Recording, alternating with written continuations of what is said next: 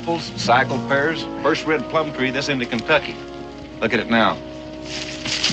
And old Trader Beasley really help us? I mean, the squirrels eating all our crops this way. Well, he better. Taking the same money from a lone, lorn woman he takes from the rest of you. But if he succeeds, Mrs. Charles. Well, it's been my experience that he usually does. Most times by some outrageous means. Well, what in the blue blazes is that caterwaul? Well, that's a Papagano spirit song.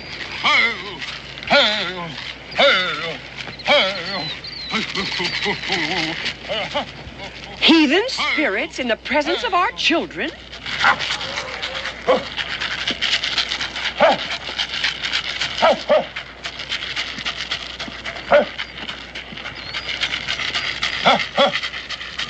You know what must be done. We visit every house. Take positions and I will start the sacred hymn. Brother Bingham says he wishes him with that imaginary bear here. Bingham, Mr. Dobb is that bear that got wrote up in the good book for eating the boys that bothered the prophet Elisha. Mr. Dobb doesn't take too kindly to being referred to as an imaginary bear. I think we do better in the eyes of the Lord to suffer in humility than to accept the aid of a heathen. And you would if you could see my sorghum patch. Well, it do seem that when the Almighty sends a plague, he ought to rain somehow to get us shut of it. You Hines boys ain't got a piece of property worth the almighty to plague. Well, no, ma'am, but you never know where lightning will strike. Hey!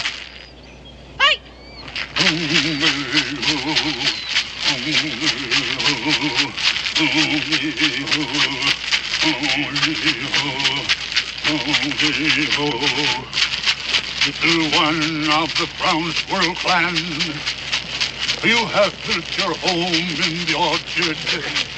You must find new home. Do you know what he is up to, Dan? I think I do. We visited every house. Bang of the bobcat clan, bang in the darkness, is coming to your home. You must flee. You must flee. Be gone, squirrel. Be gone.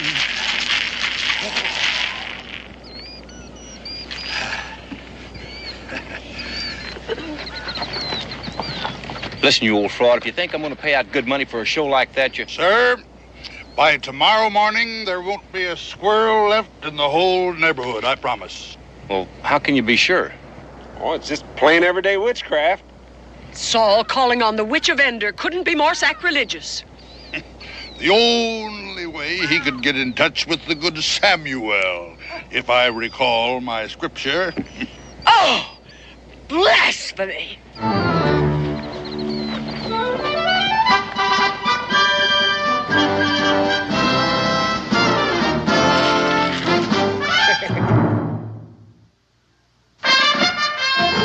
Daniel Boone was a man, yes, a big man, with an eye like an eagle and as tall as a mountain was he. Daniel Boone was a man, yes, a big man. He was brave, he was fearless, and as tough as a mighty oak tree. From the coonskin cap on the top of old Dan to the heel of his rawhide shoe, the rippinest, roaringest, fightingest man the frontier ever knew. Daniel Boone was a man, yes, a big man, and he fought for America to make all Americans free. What a fool was to do and what a dream come true was he.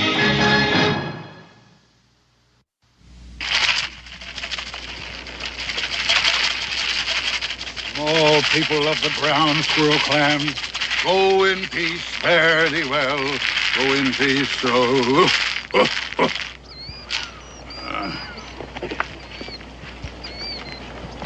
You rid of your plague, Mr. Cowell? Well, I sure pray that it is. Well, you've seen the result at the Morse Orchard. Well, I wash my hands of it. I'll be right with you, love. Here you are. What's that, Mr. Dobb? Yeah, my sentiments exactly. What's Mr. Dobbs' opinion? Well, Mr. Dobbs says that if the Lord made us all in his own image, that some of us has slipped a little bit. We're going to your house now. There was an old sow and she lived in the sty. 3 little piggies had she. She went around going oink, oink, oink, and the little ones went wee, wee. Oh, 3 little pigs, 3 little pigs, 3 little pigs had we. They all went down to the grocery shop to see. My dear little piggies, one of the... Dan, are you going to tell him? If he doesn't talk me out of it. Well, it's for his own sake. The 3 little pigs, they up and down, they died as a little bee.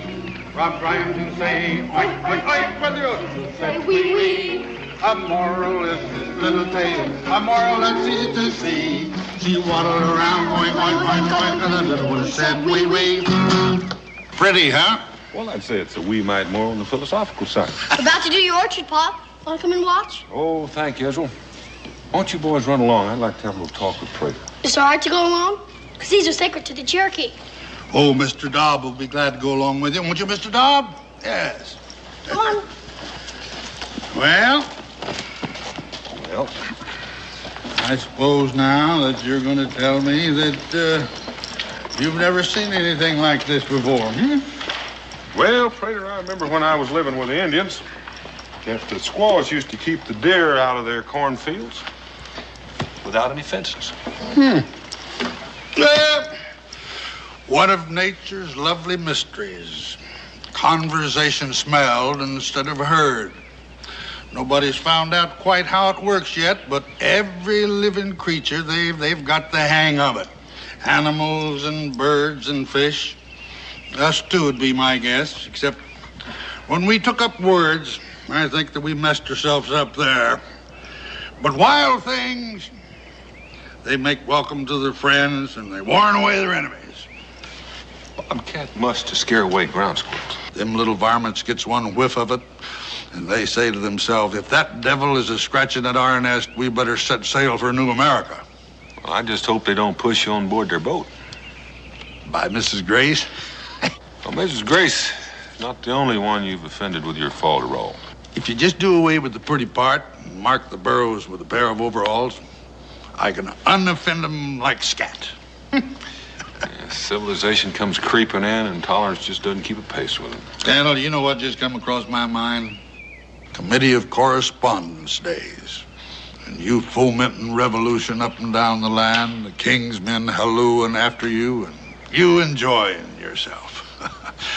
Now, who would ever thought that you'd turn out to be the cautious one?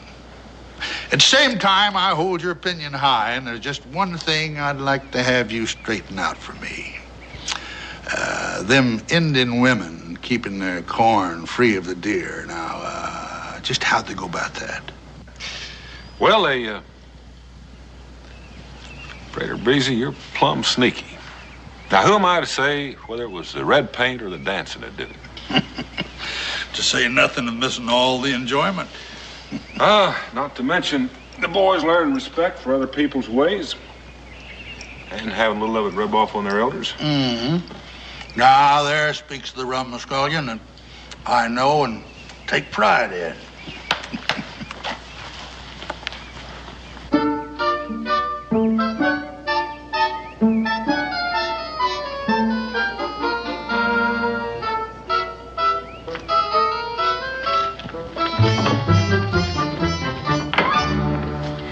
I'll be with you in a minute, ladies. Just come on in, look around. In the meantime, you might find something you want. We are calling on you as the magistrate. Now, say, you Hineses, step away from the judge's bench. Most of your grandchildren are going to have to wait. Now, Mrs. Grace, what miscreant are you charging? Prater Beasley. Prater Beasley? Prater Beasley.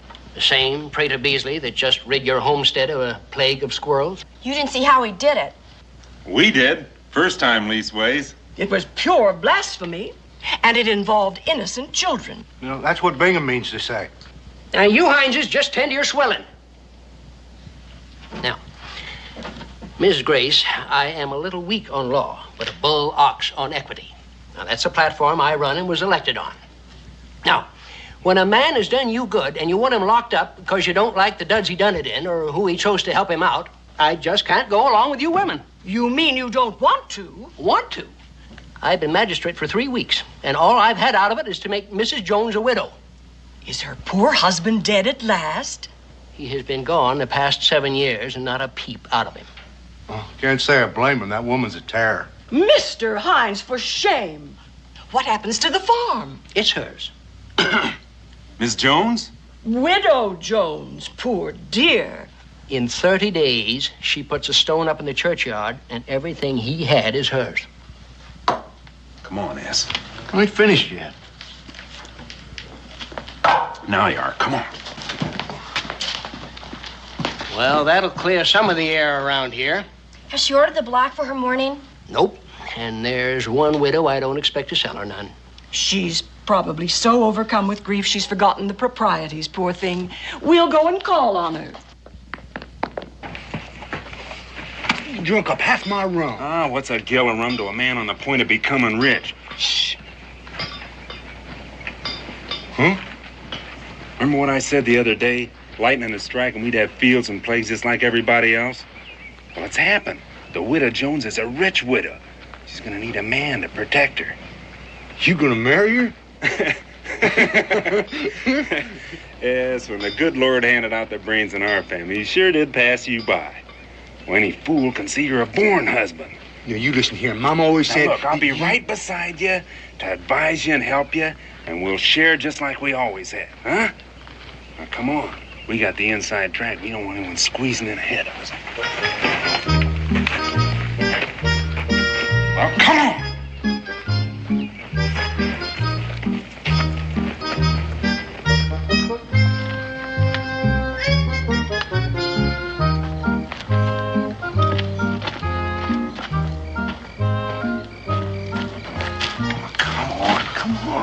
What do I do?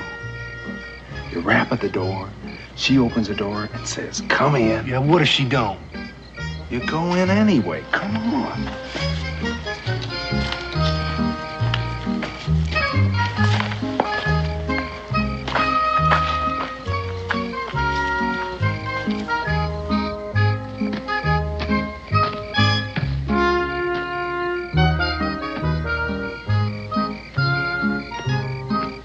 Here, give her these. Women like them when they're getting courted. Look, as soon as you're inside, you shut the door. Then you put your arms around her like this and tell her that you've come to woo. My Sunday coat's kind of tight. That's the way it's supposed to be when you're dressed up. Now go on.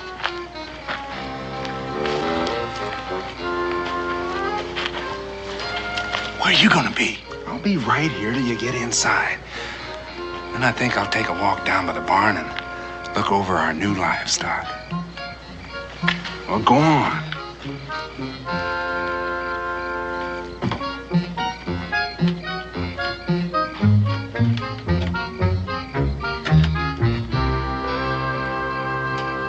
Megan, I'm right here. Don't be scared. Come on.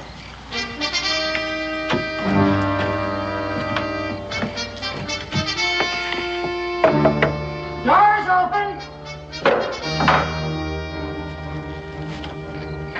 Get them meat hooks off of me!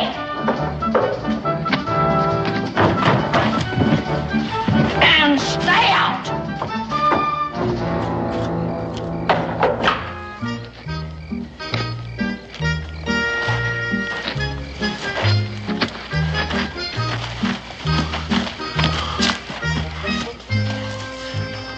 She harm our Sunday coat? You didn't do what I told you. I did too, to a T. She just don't cotton to being rude, not by me. Now what are we gonna do? You don't remember anything, do you, Ass? Well, some things I do, Bacon. Remember Prater Beasley witching them ground squirrels? You think he could witch her? Witchery's witchery. That's what Mama always said. And that's what you and me is gonna do. Come on.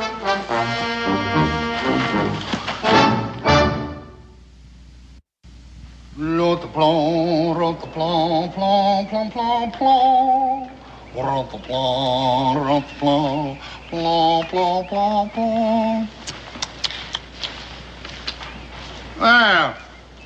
let your mothers keep you at home, boys? I guess not. Be careful there. Don't step on Mr. Dobb. Where is he? You're on the whiskey still. That's what keeps it so shiny. Mr. Dobb, why don't you just come along up here. That's right. Come up here and get next to the fire and get warm. Well, welcome, boys. Nice to have you in my abode. What are you cooking? Have a taste. That's Rochefort, according to the recipe of Briand Savary, in case you know who he is. I don't. The Shakespeare of the cooking pot, they call him, and they call him right.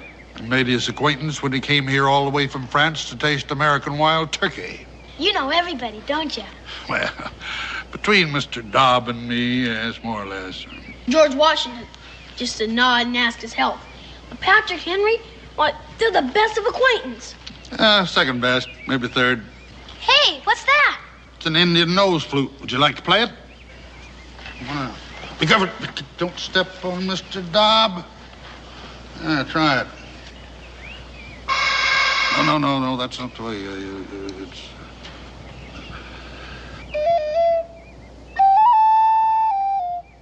It's an acquired taste, unless you were Indian born, which you were not.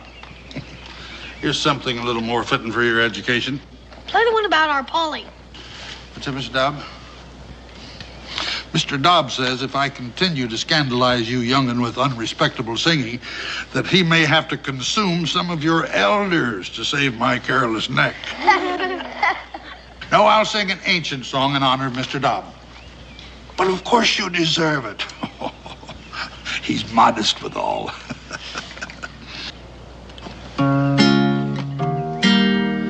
I was born about 10,000 years ago, and there's nothing in this world I do not know.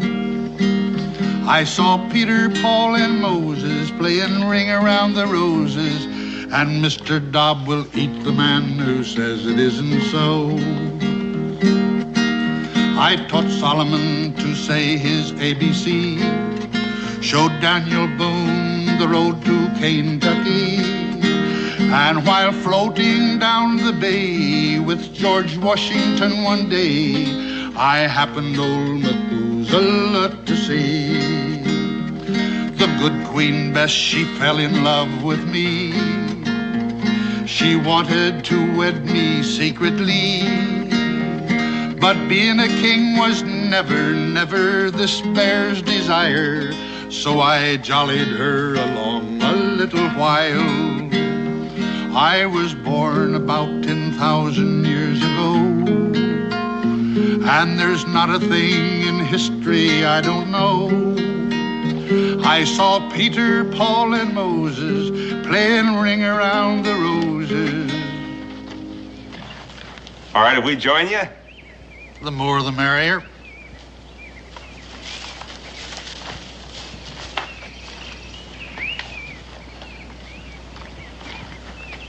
All this stuff magic? Well, there's a lot of magic in everything, even being alive. What'd I tell you? Something I can do for you? Well, now, maybe you can and maybe you can't. It's private. We're Predator Beasley's helper-outers. Well, the fact is, Brother S is getting himself married. To the widow Jones. No, she's not officially a widow yet, is she? Close enough for getting wooed. Well, if she says so, I guess it's all right. Well, there, see now. There you put your finger on the rub. Oh, you mean she says no? Well, she don't quite know our intentions yet in full. She throwed me out when I smooched her. There ain't nothing funny in that. She played hob with our Sunday coat. That's why we need the hex. What? To win her farm and affections. Oh, you mean a love filter? Yeah, that's it, a potion. I'm afraid that's a little out of my line. With all this stuff and the way you magic them ground squirrels? Now listen here, Prater Beasley. I've heard you say with these two ears how Patrick Henry come to you when he was courting his Sarah. Now, is that the truth or were you just lying? Well, if it wasn't for Prater Beasley, Patrick Henry'd be a lorn bachelor today. Well, Ann? Well, this is not exactly Patrick Henry, you know. Oh, you mean because you think we're poor? Show 'em, baby. Yeah. Does this look like cap in hand? Are we coming as beggars? Well, I must warn you, sometimes this stuff kicks back. Kick back, how?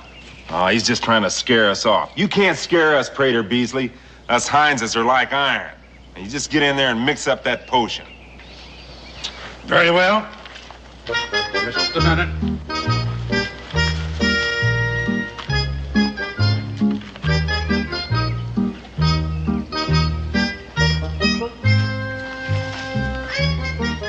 Look at all that stuff.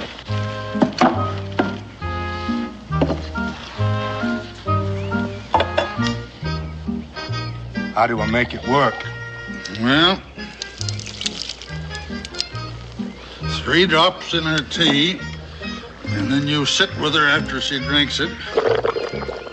29 straight evenings, that is, until Mr. Jones's tombstone is ready to be put up in the churchyard. What if she don't let me? She'll have drunk the potion, wouldn't she? She can't help herself. Is that gonna be like Patrick Henry's? Ah, you're a different man. But you guarantee it'll work, huh? Well, that's up to you. Slip up one evening and you'd have better never started it. Now, we'll do our part, all right. You just take care of her and we'll have no troubles.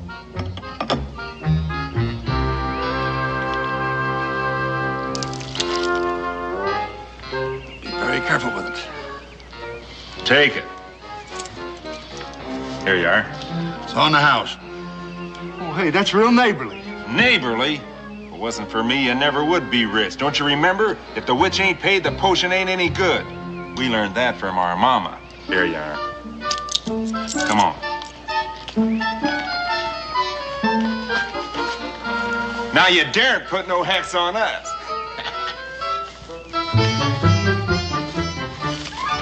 Do you think that'll really work? Well, I'll tell you, Israel. If the widow Jones allows S. Hines to sit with her for 29 straight evenings in a row, I'll be a little scared of my own medicine. Then I said, Queen Bess, goodbye. No matter how you curse and cry, I'm on my way to Kentucky. I was born 100,000 years ago, and there's nothing in this world I do not know. I saw Peter, Paul, and Moses playing Ring Around the Roses, and I'll shoot the man who says it isn't so.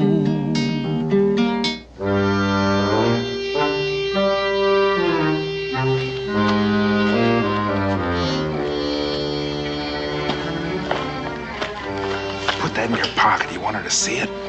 How do I get it into her teapot? When she ain't looking. What do I say to her this time? We'll spy out her temper.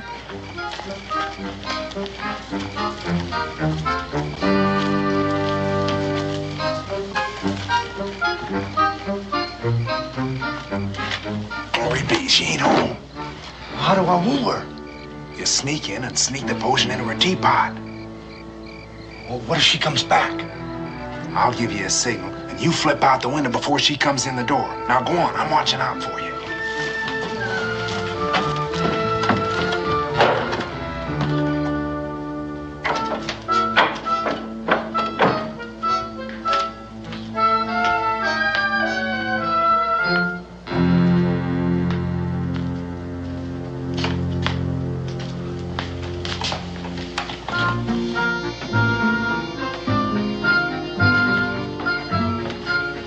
Fetch off my boots, woman. Get me a mug of cider from the keg.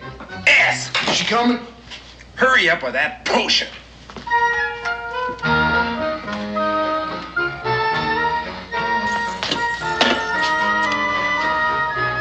1, 2. Oh, my good Lord.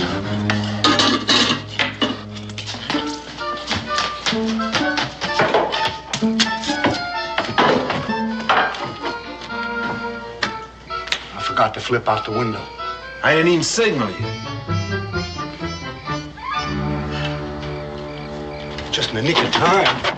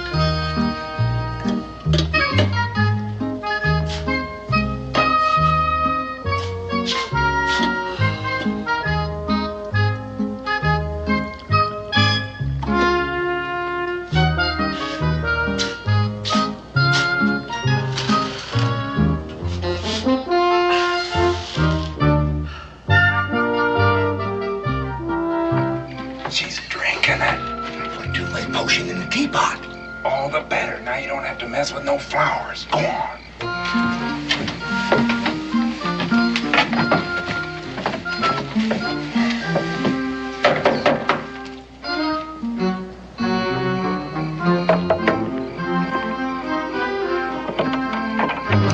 You! No. Come on in.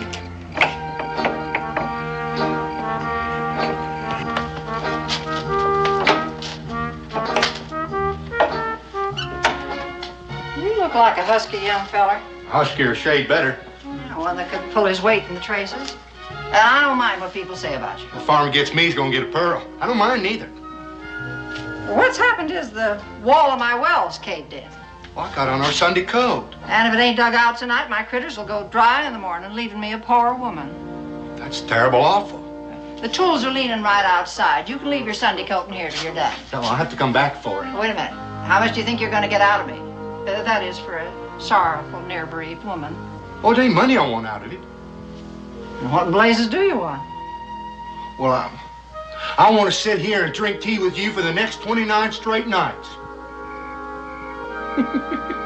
Oh, yes. That's the cheapest well I ever got dug out. You can sit here and drink tea till you found her. Hey! Prater Beasley, you are a devil. Wedding bells ring out.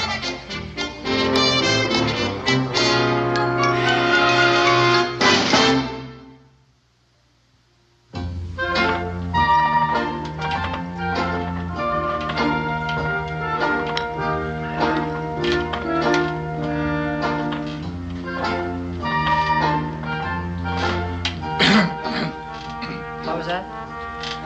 I just said. I'm dogged if I can figure you out. You want another splash? Well, I guess. Thanks. I intend to talk to Cincinnati. What's Cincinnati's got to do with it? Selling tea like this, it tastes like it never seen China. Mine tastes like it's seen China. We're drinking out of the same pot. It's worse than I thought. No, I was just deep in thought, and a tea run down my Sunday throat. You was deep in what? A thought, ma'am. As sure as I sitting there, I thought the wood pile is running awful low, and you getting ready to cook a big meal with no more wood and a jackrabbit.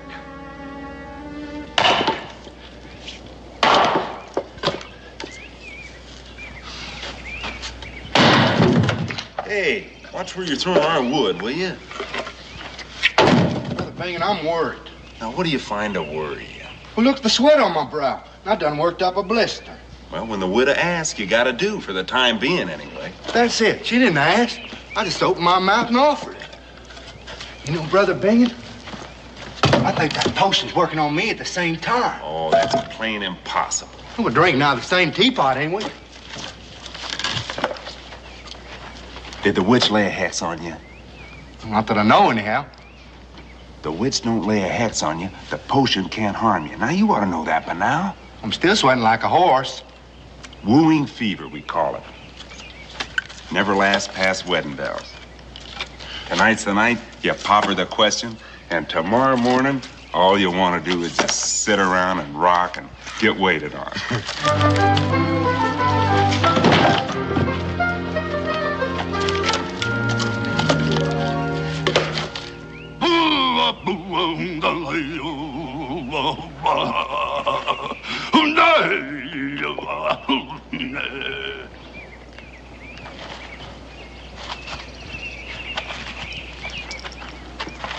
Flower of the dogwood, sing to my nostrils.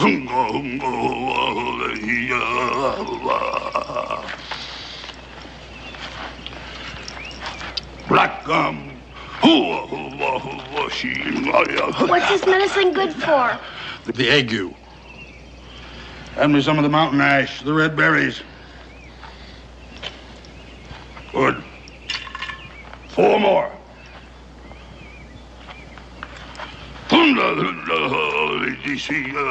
Red like the fire.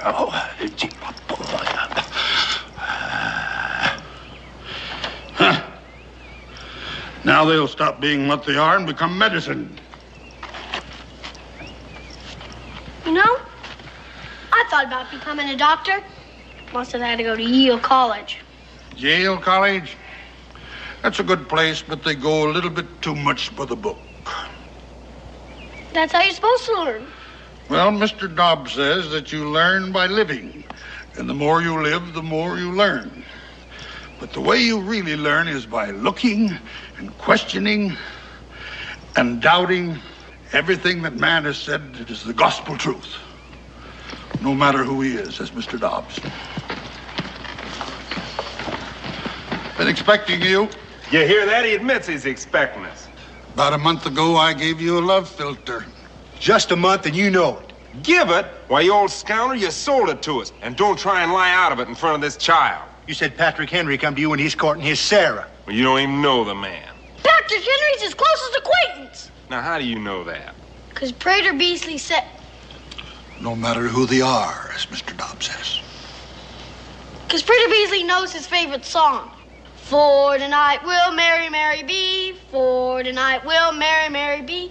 For tonight we'll marry, Mary B. Tomorrow we'll be sober. Do you hear that? What Daniel Boone lets his own flesh and blood be taught? You're heading for bad trouble, boy, associating with this here witch. And that witch gonna be in bad trouble. We don't get our money back. Return the filter and the money is yours. You know we can't do that. We can't do that. I put it in the widow's tea. All of it? And 3 drops every night, then I sat with her. Except one time I put too much in by mistake. I sat with her for 29 straight nights. Your powers are greater than you thought. Yes, if you succeeded in doing that. But you ought to ask for her hand. She ain't got no hand. She ain't a widow anymore. Well, then you got what you paid for. Not us. That's what we've been trying to tell you. I mean, last night I put on her Sunday coat and I washed from head to toe to pop the question. And I went up and I knocked on her door, my mouth all smooched up for a kiss. And who should open the door but Jones? Mr. Jones? He couldn't. His headstone's going up in the churchyard tomorrow. Says he was prisoner to the Indian for the past 7 years. Of course, she don't believe a word of it. Oh, neither do we. That woman's got a tongue like a razor. Ain't no man could stand up to that for a full life.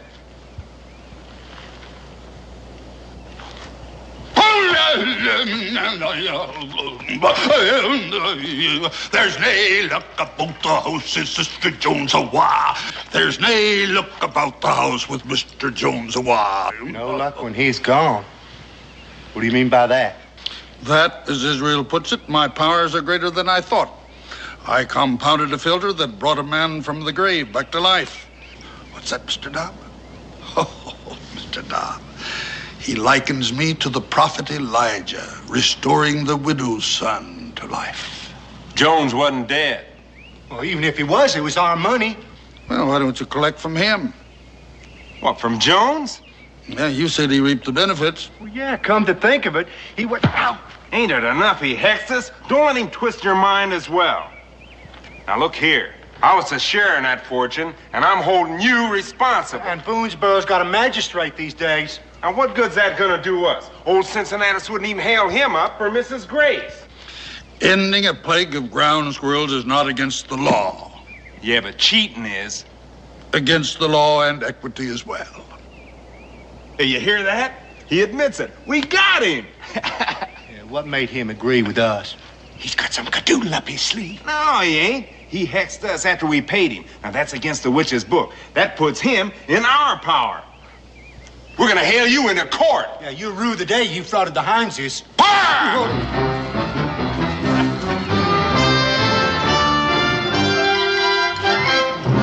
You gave them the idea. Well, that's why we fought the revolution.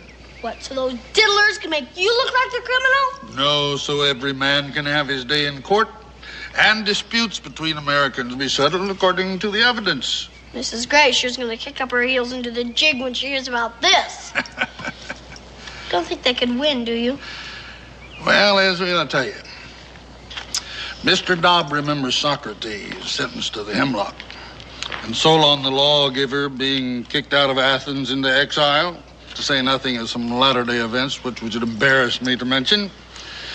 Now, Mr. Dobbs believes that Boonesboro's first trial will be a great experiment in law and equity at the inside. Prominently.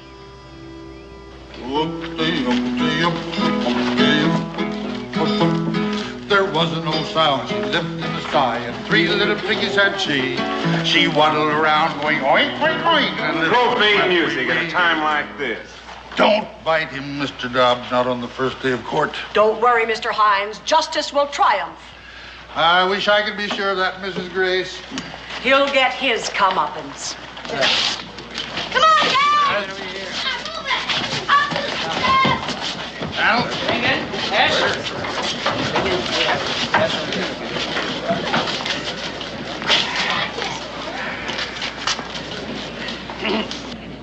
All right, this court is now open for business. Now, as you no doubt remember from my campaign, I am a little weak on law. But you're a bullocks on equity. Yay! Excuse me, Sensen. I mean, Your Honor. However, I have been studying up on the law as such, and I have made a few important points. The first point being that you have your choice. Now, you can be tried by me or by a jury of 12 good men and true. O'Grady will be one. Daniel, you're a legislator. What? The defense has a right to choose. Yes. The defense has a right to choose, and that's as it ought to be. Your Honor, I trust your equity and your fairness, so I'll be tried by you. Thank you, and I will do my level best to be fair for all concerned. Now, point number 2. You all have the right to be spoke for by real lawyers, even though there ain't a real lawyer this side of Lexington. Well, we don't need no lawyer to tell us. Your Honor, I'll plead my own case. Well, then we can get right down to the nub. Mr. Clerk. Your Honor. Thank you. Now, this is the case of Prater Bisley. He's being sued for cheating and otherwise finagling. S. Hines must be what this means to say. That's Bingen Hines et al. Well, that's what it says here, but it don't fit the case. Well, it'll come out in the testimony. Oh, I dearly hope it's fit for ladies' ears. All right, Prater Beasley, you want to speak up for your side? I yield to my accusers, Your Honor. Ain't nothing else you can do. Down and being stomped by his familiars out of their own book. All right, speak up, S. And Bingen, I suppose. Why are you suing him? Well, he frauded us. Well, in what way? Well, you know in what way. You've heard all the talk around. I want to hear you talk. In mixed company? The law says open trial. The law says open trial. Well, I say the law ain't very delicate. Speak up, S. Well, if I got to, I guess I got to. Well, me and Bingen, we was thinking about the widow Jones. Well, she was going to be a widow anyway.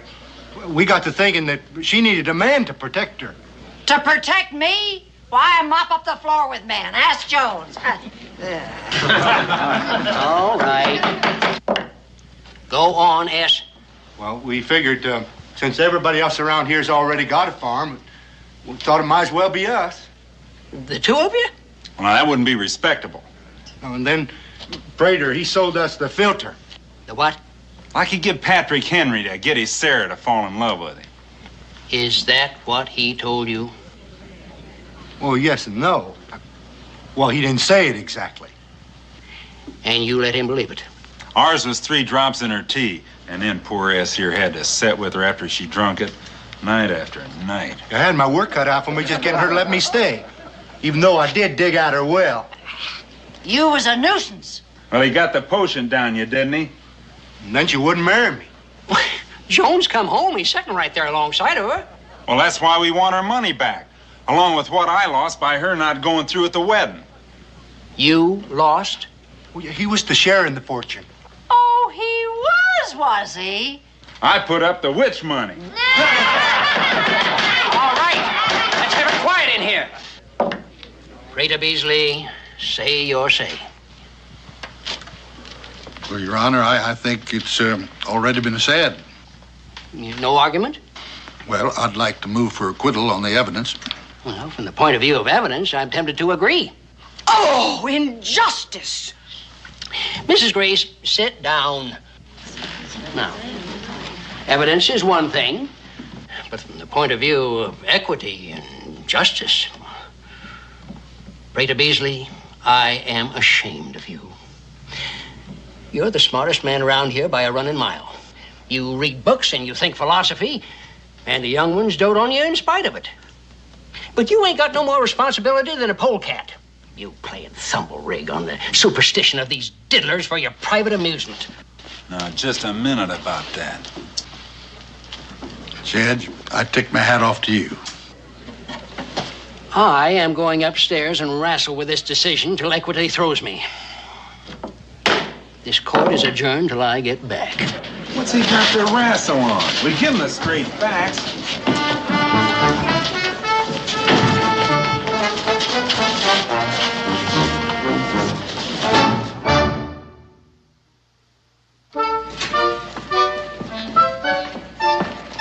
I thought we had the case won when he admitted we had equity. Equity? That's just talk. That whole crowd's in cahoots. Need a miracle to win. If we had enough money left, we could get Prater Beasley to work up one for us. Just let me think, will you? How long can it take that man to arrive at a simple fact? Well, he may not find it that simple. Mrs. Boone, you are a woman. We all should take a warning. 7 great towns in Greece, 'tis said, claimed Homer's birth when he was dead, through which alive he begged his bread.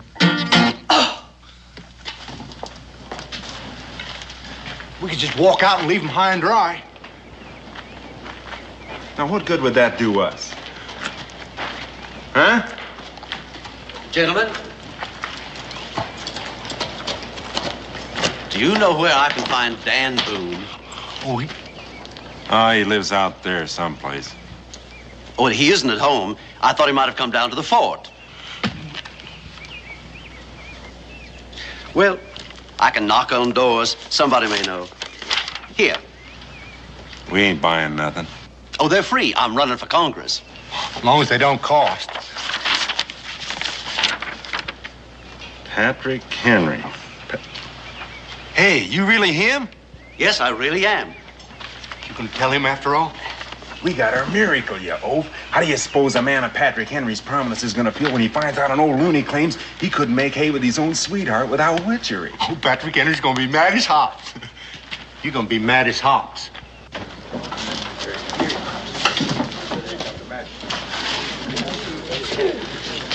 I am done wrestling with my decision, and I half wish I'd lost. Justice does triumph. Oh, thy will be done. Pop, just like Socrates, the great Athens. Well, not quite, son. Why don't you go there and sit down next to your mom? Sure. The Hineses are not yet in court, Your Honor. Thank you, Mr. Clark.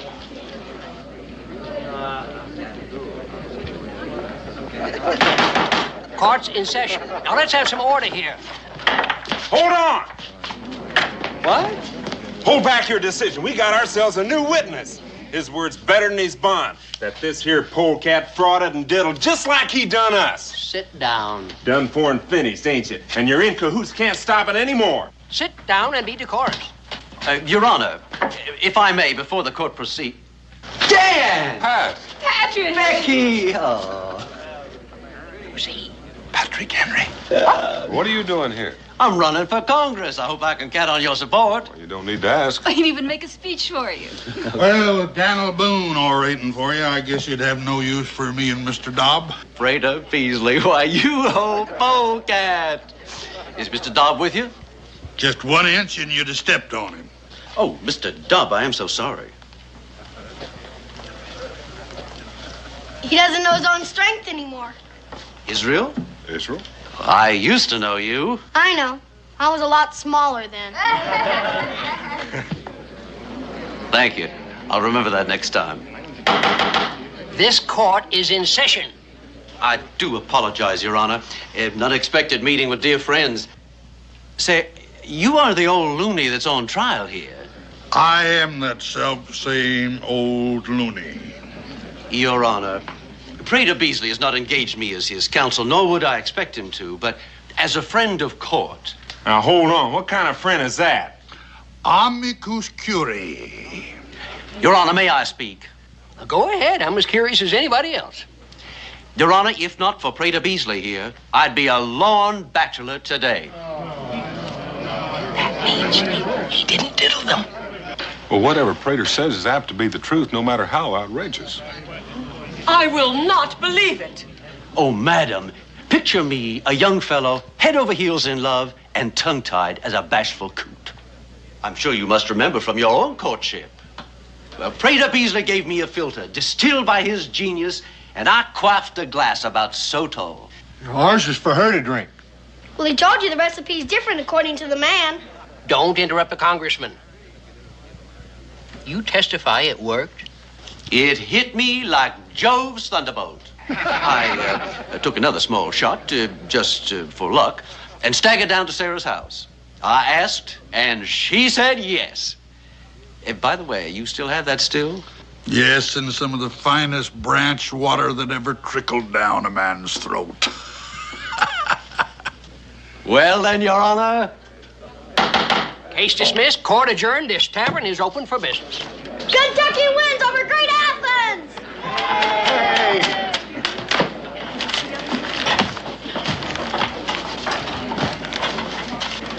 Is that Mr. Dobb? Mr. Dobb suggests that a drop of the hemlock can be salutary to the continued morals of the body politic. He hopes you're right about Kentucky, but he's not sure. Well, how about some of that branch water?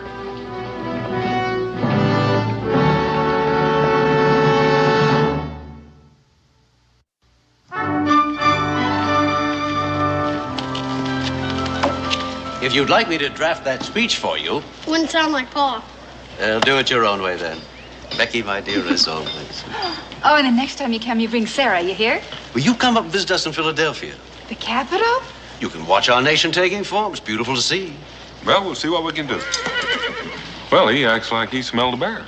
Oh, t'other day, the Yankee folks were mad about the taxes. And so we went like Indians dressed to split the chest with axes.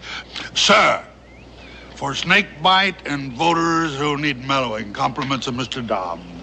I thank you on both counts. And you thank Mr. Dobb for me, too. This is going to come in mighty handy on some of these cold nights when I'm out there campaigning for Congress. Well, I'd better get at that, too. I got a lot of hands to shake over here at Idomax Stockade. Now, Israel, don't you let your folks leave you behind when they come up to Philadelphia. Don't worry, I won't. Bye. Pat?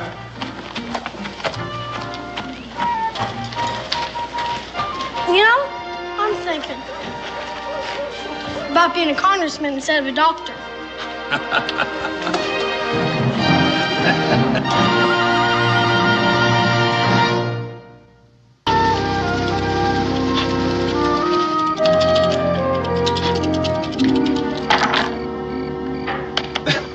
Blimey, you've done it again. 3 weeks you've been here and I've yet to win a toss. Oh, come on, pay. Why don't you go back and scout for the bloody Americans? Well, they don't pay as much as the British do for scouting. Hey, better luck next time. Cool.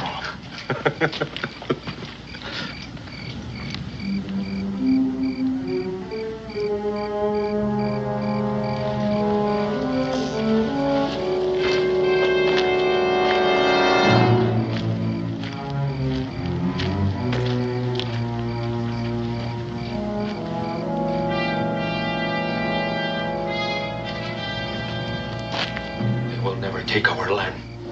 We will fight them if they try. By then, the Kentuckians will be much stronger. Many of your people will die. Why not fight them now? There are few rifles among us. There's little powder. We too must wait until we are stronger. It will be too late by then. Crooked Hand is respected amongst his people. We need their help. Call them together. Ask them if they will be our allies.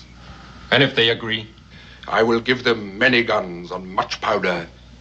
I will give them whiskey that they may celebrate their victories. And I will pay them for white men's scalps. How many guns? How much whiskey? A wagon load of guns and powder. A wagon load of whiskey. Your people will be very rich. How do I know you speak the truth? Tell me where, and I will send the guns and the powder. I will send the whiskey. When you get them, you will know it is the truth. And you will believe me when I say that I will pay for the scalps when they are brought to me. I have heard you talk. In 2 weeks, my people will meet with the Chickasaw. You will send the wagons. Then I will speak with the council. It is agreed. Tell me, where does this council take place? Do you know the Indian trail the white men call Warrior's Trace?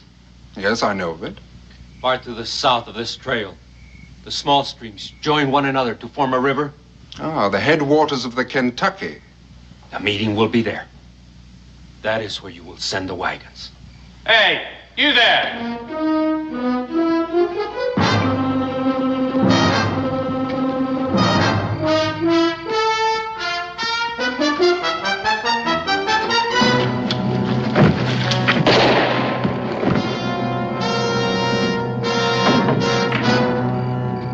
Over there, Mike.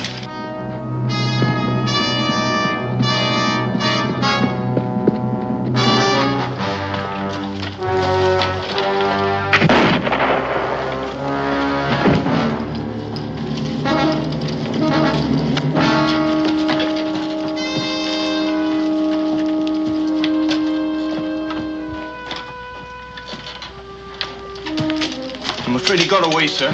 But he's bleeding badly. He can't get far.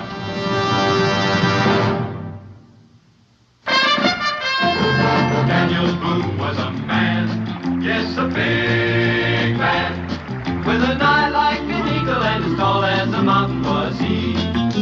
Daniel Boone was a man, yes, a big man. He was brave, he was fearless, and as tough as a mighty old tree.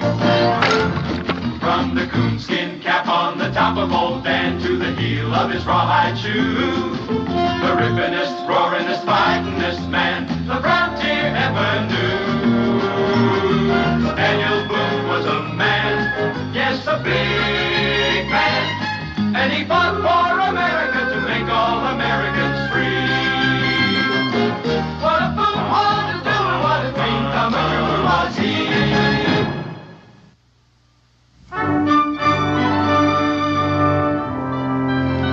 Good night. Good night. Yeah.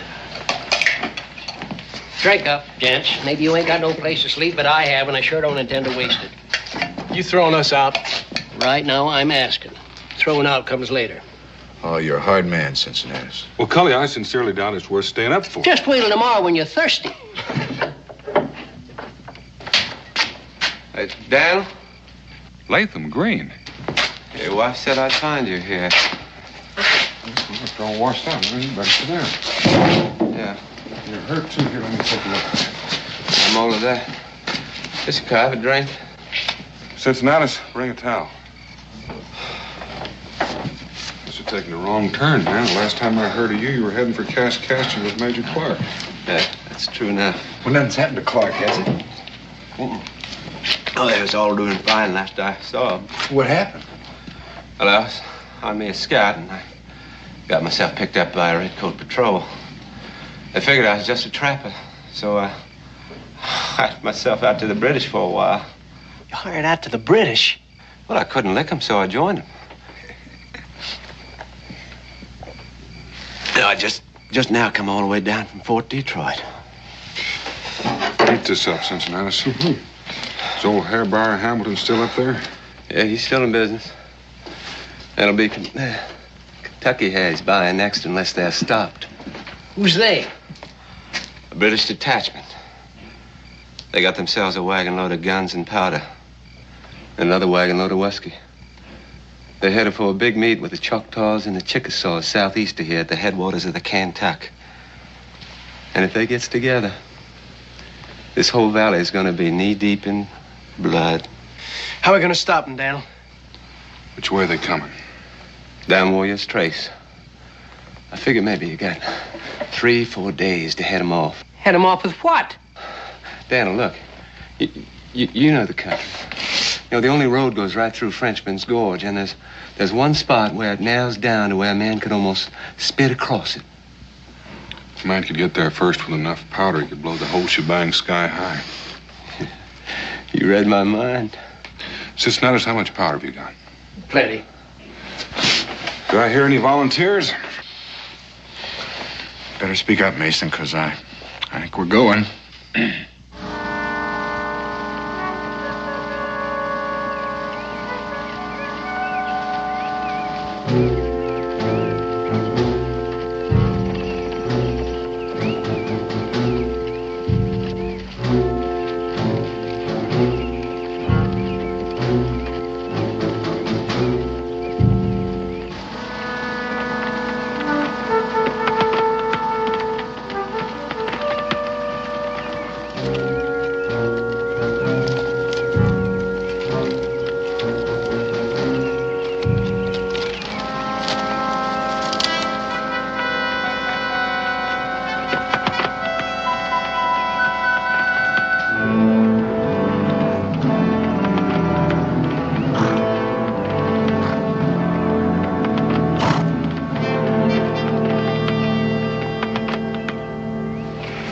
Further we gotta go. Maybe 70, 80 miles. Well, that gives us enough time. Not much to spare. That country stands right up on end. Makes going a little rough. Daniel, you want me to take the first watch? Well, it doesn't matter very much. We're all going to get a turn. Well, I'll take it. I ain't very sleepy. Give me a holler in about 2 hours. Okay.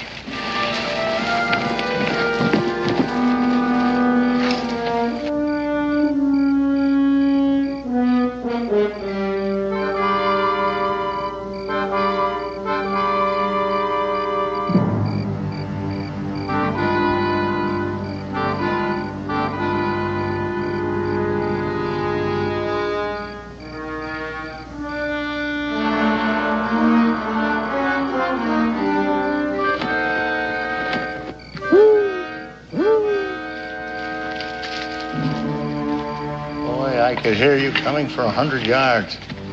Now, you know I've taught you better. Paul, you know you can't see through that hat. For all you know, I could have been an Indian. It could have been a whole tribe and made less noise than you. Well, I trust you scouted the terrain. Yeah, Paul. And there's no use waiting any longer. 2 of them are asleep, but they got a horse guard posted. That's a minor obstacle. We'd better get started. Paul. What is it now? Those packs they're toting. They look monstrous heavy. Who said anything about packs? They're likely personal possessions. And stealing them would be an act of common thievery. It's the horses, lad, the horses. They're always good for sale or trade with anyone, red or white. Now, come on.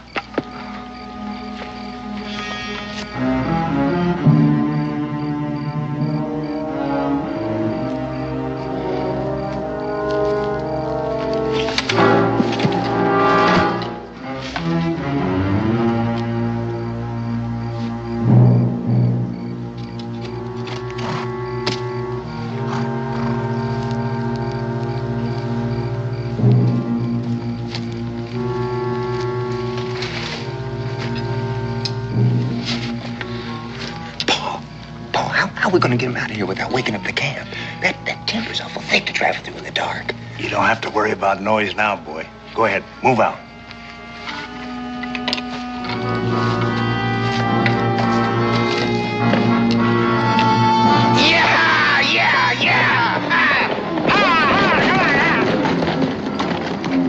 Don't shoot. You might hit the horses. Mason.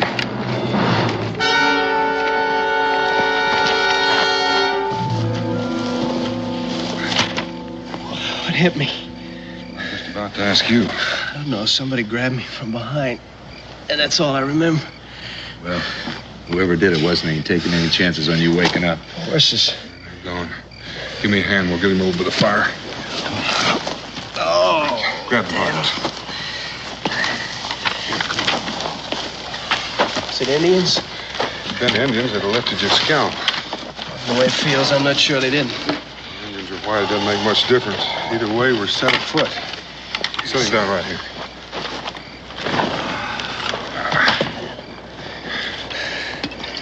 Thanks. What are we gonna do now? Well, we're gonna get the horses back. Dan, you sound like it was you got your brain shook up instead of Mason. The way they were traveling when they left here, those horses be in Carolina by morning. Well, there's just a chance they may figure we won't try to track them. There's any chance of making it on foot? All we got to carry is 300 pounds of powder in those packs. It's 100 pounds apiece with food and water. We'd never make it. Then I guess we get the horses back. Good. You feel up to traveling? You right now? We can't track them in the dark. Well, I figure they'll head down the valley for a while to put some miles between us. So we'll just start walking. When daylight comes, we'll start tracking them. Here, let me give you a hand. Dan, Mason's feeling kind of poorly. Maybe it'd be better if we left him in regard to powder and I'll go with you. Well, he's just going to have a headache for a couple of hours. I want you here. You don't trust me anymore? Didn't say that. That's what you're thinking, ain't it? Because I let the horses get away? You just think you let them get away. You had outside help, but I just figured you'd like to get first crack at whoever gave you that goose egg.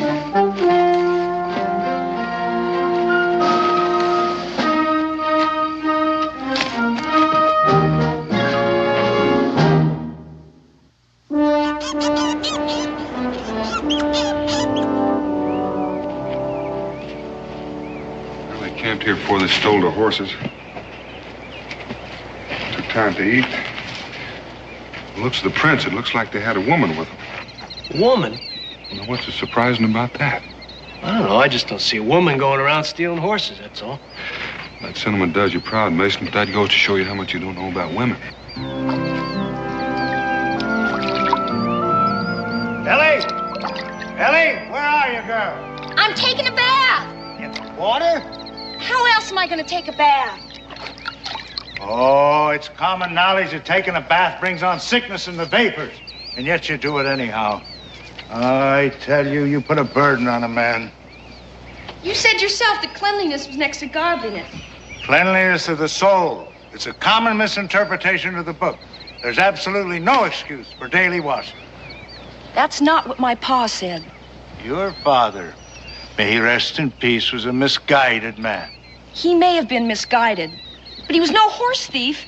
Mind your tongue, girl. I won't mind my tongue. You and Ethan didn't have to steal those horses. It saddens me to hear you talk like that. The taking of those horses was a matter of necessity. Besides, I was only thinking of your welfare.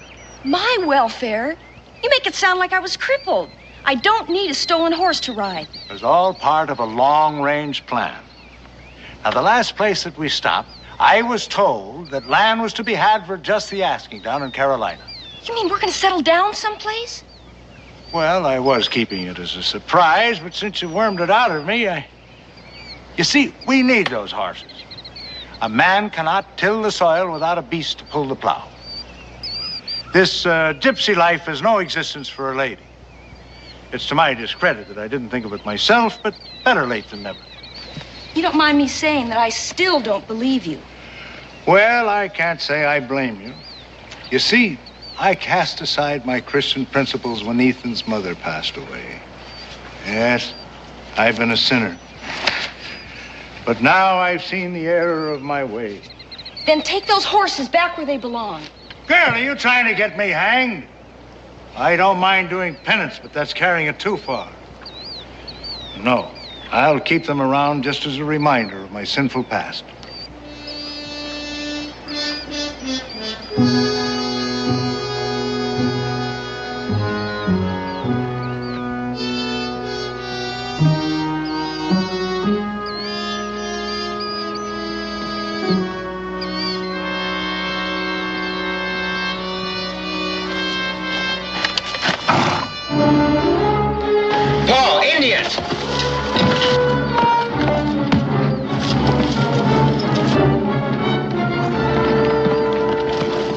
Are you all right, boy? Oh, they got the horses, Paul. I already gathered that.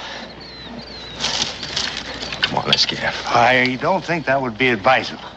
It's been my experience where there's 3 Indians, there's apt to be more where they came from. Take a look at that, Paul. Is it bad? Oh, no, just a scratch.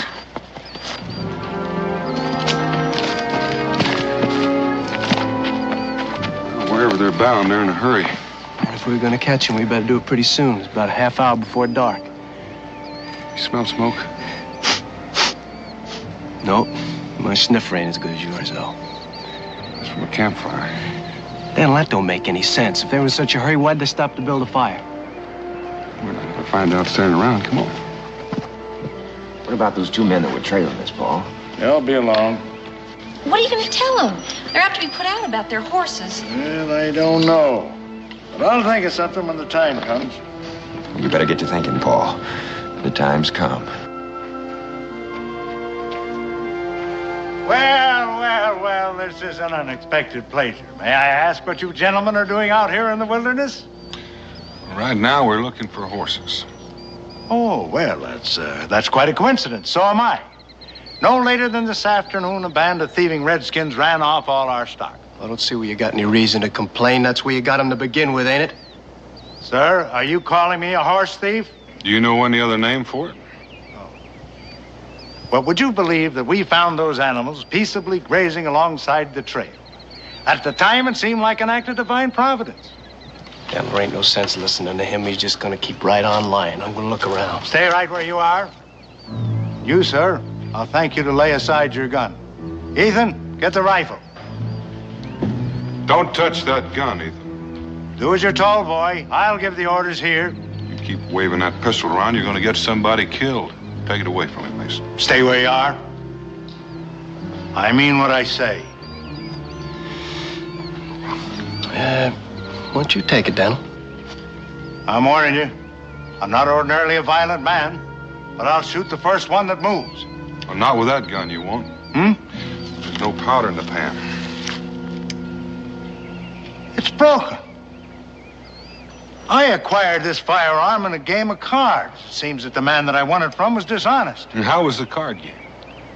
Well, that was dishonest, too. It's getting so that you can't trust anybody anymore. Here, take it. I'm going to ask you one more time. Where are those horses? Like Uncle Simon said, the Indians stole them. You keep out of this, Ellie. You get right on up there. You just keep talking, Ellie. That's all I know. Ask Ethan. There were 3 of them. Jumped me before I could stop them. Well, if they was Indians, how come they didn't lift your scalp? Huh? Well, it could have been the Cherokees. They're friendly, but they've got a weakness for horses. You go with him, Mason.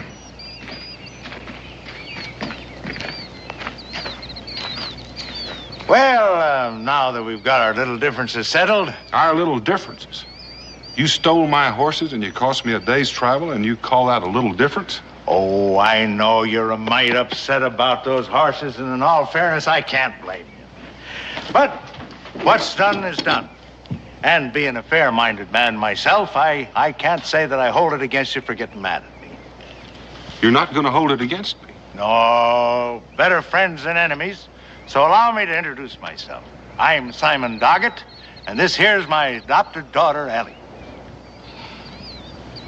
Howdy. Howdy. My name's Boone.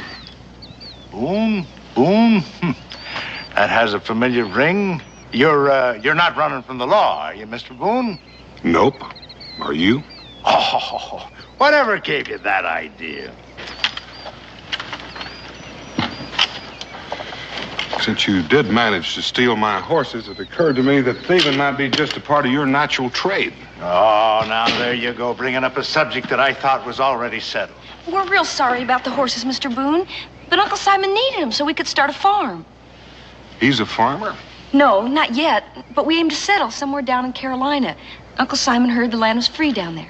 Oh, it's free, all right, if you don't mind fighting the Indians for it. They never told me they had any trouble with the savages.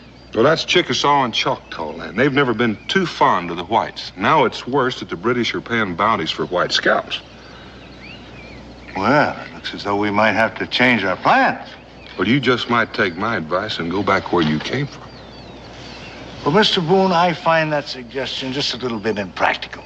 What he means is we got run out of town last place we were in. Ellie, please. That's why we're hiding out here in the woods. Daniel? According to them tracks, there was 2, maybe 3 Indians, just like Ethan said there was. I reckon that settles it. You know, if we were to split that load up into 6 pieces, we might still be able to make that gorge on time. Them 3? Well, Simon owes me a favor. This would be an opportunity for him to square it. Just a minute, Mr. Boone.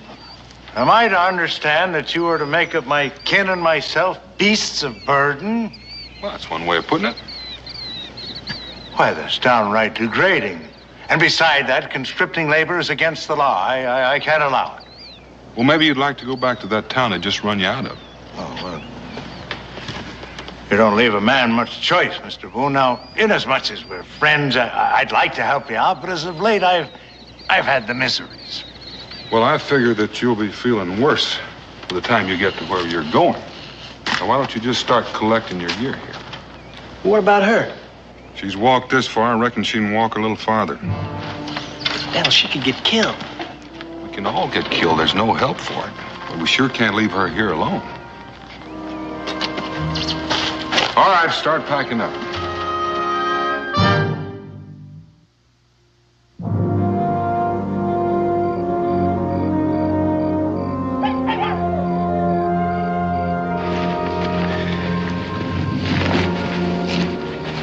You know, Dan, without those horses, even with the 6 of us, I don't see how we're going to carry all this powder. Not make any time at all. I've been thinking about that. If we carry just half of it, that ought to be enough to stop them for a while. What good's that going to do? Well, don't forget they're carrying a load of powder, too. In the confusion, maybe one of us will get a chance to touch it off.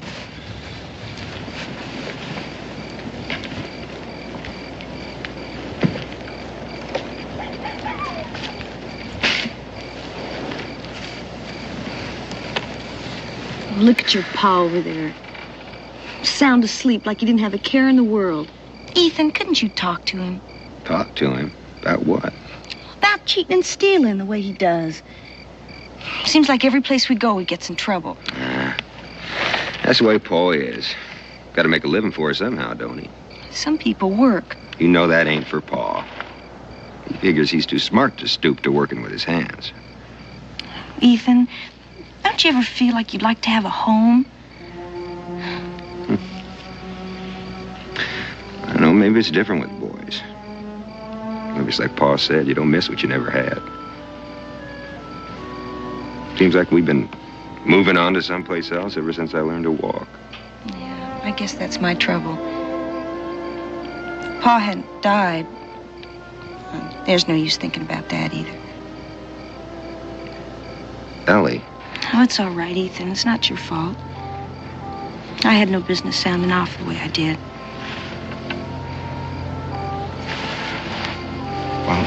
Well, what I meant to say was, well, when you and me get married. Who says we're going to get married? Well, if I don't marry you, who else is going to? I'll find somebody. Maybe I already have. Who, Mason over there? Could be. Now, you hear me, and you hear me good. You know, I've seen him looking at you. But I didn't know you was looking back. Why shouldn't I look at him? Because you belong to me, that's why. I don't want you looking at anybody. Or anybody looking at you either. No. You just remember that.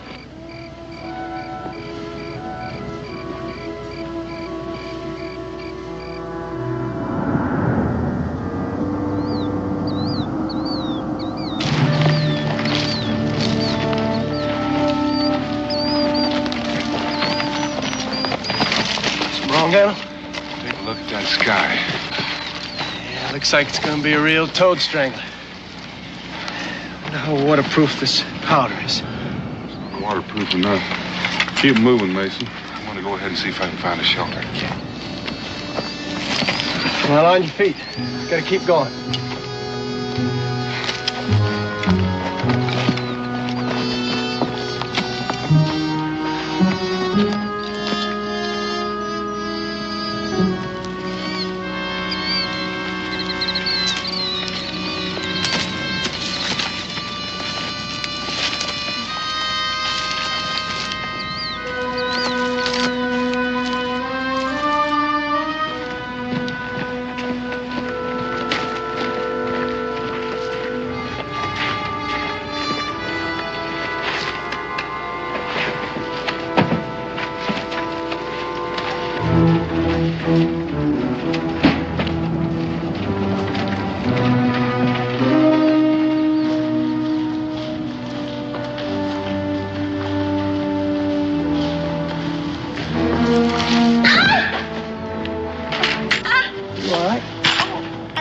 burned my ankle.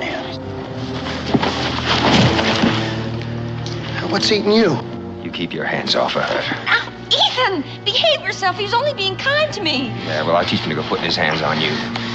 That's the way you want it.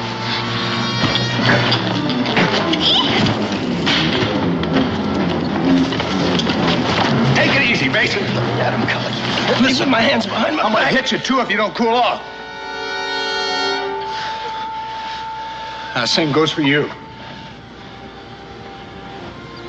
And we got enough trouble without you two starting a fight. That's better. Now, you two sit down and catch your breath while I see what's the matter with the lady. Now, hold it right there. Well, right smart of you, Ellie, to make a fuss so we could get away. I didn't do it for that. I just plain tripped and fell. No matter.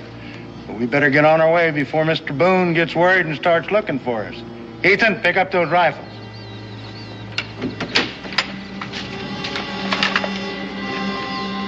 Well, I don't like to leave you out here in the woods without a gun, but I figure you'll make out all right. Simon, put that gun down and tell the boy to put his down, too. Mr. Boone, if you shoot me, you'll have one less slave to help you with your carrying. I'll have 3 less if I don't. Now, make it easy on yourself and don't take too long making up your mind. Huh. What makes you think my kin would help you if any harm was to come to me? Simon, you're running out of time, and I'm running out of patience. Now, put it down. You'd be bluffing, Paul. And again, he couldn't. Ethan, put it down before you get me killed.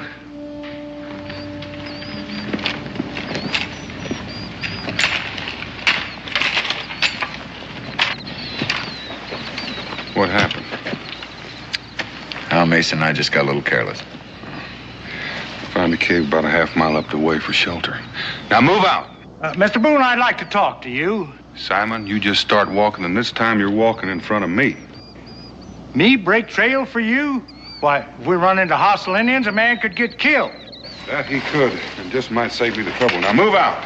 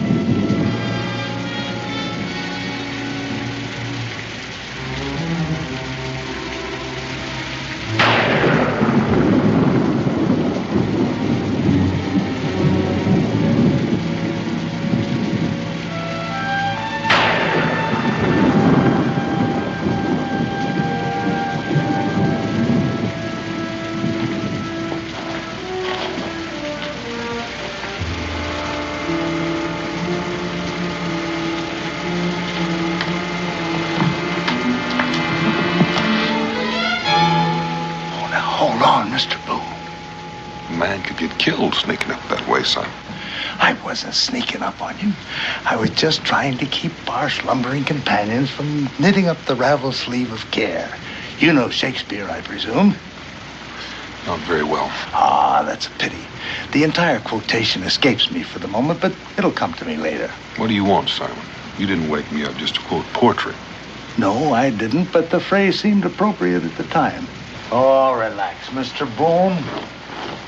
I just want to talk to you. All right, start talking. Well, I gathered from your conversation that we are about to reach our destination, wherever and whatever it may be. With a little luck, we ought to get there in the morning. Why? Well, considering all the services we've rendered, you don't seem to be exhibiting much trust in us. Well, now, that's where you're wrong, Simon.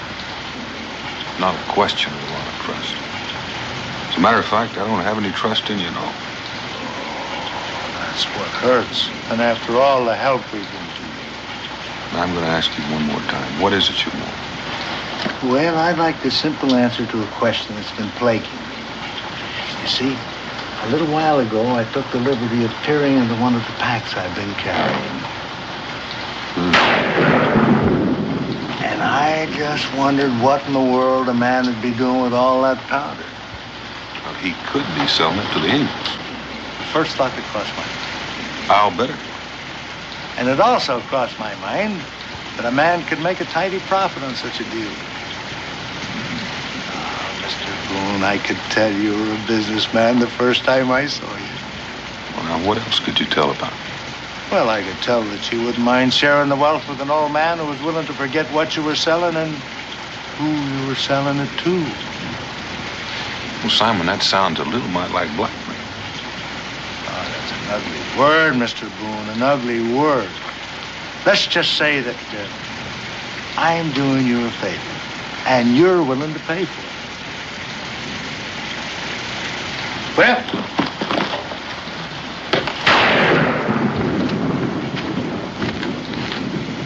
sit down.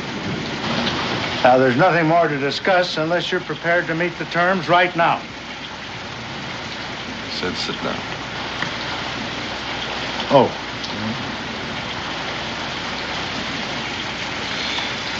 Simon, assuming that all the things you said are true, what makes you think I'd pay you off instead of killing you?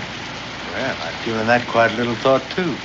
And you're not the type of a man that would shoot down an unarmed man. But I am the kind of man that has no compunction whatsoever about hanging a horse thief. There you go, bringing up a subject I thought was settled. Simon, you don't deserve an answer, but we're getting fairly close to where we're going. So I'm going to give you one. We're not going to sell that powder to the Indians. What? Mr. Boone, I'm disappointed in you. But if this is so, do you mind telling me what we're doing and where we're going? Well, sometime today or sometime tomorrow, depending on when they get there, we're going to blow up a British wagon train. Don't you think that that's apt to get them a little mad at you? That's a fair assumption. And knowing this, you chose to involve me and my kin? It was not my choosing, Simon. It was yours when you stole my horses. You know, something like this could make a man hate horses. Mr. Boone, I have absolutely no quarrel with the British whatsoever.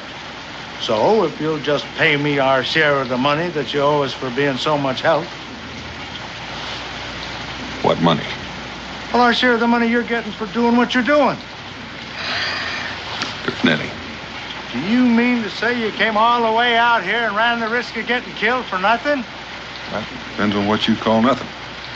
Well, doing something and not getting paid for it is what I call nothing. That's your opinion. Well, what's your opinion, Mr. Boone? Oh, I don't think your pa would understand. Maybe Paul wouldn't. It could be I just might. Now, Ethan, you stay out of this, boy. You don't know what it's all about. Pa, I heard it all.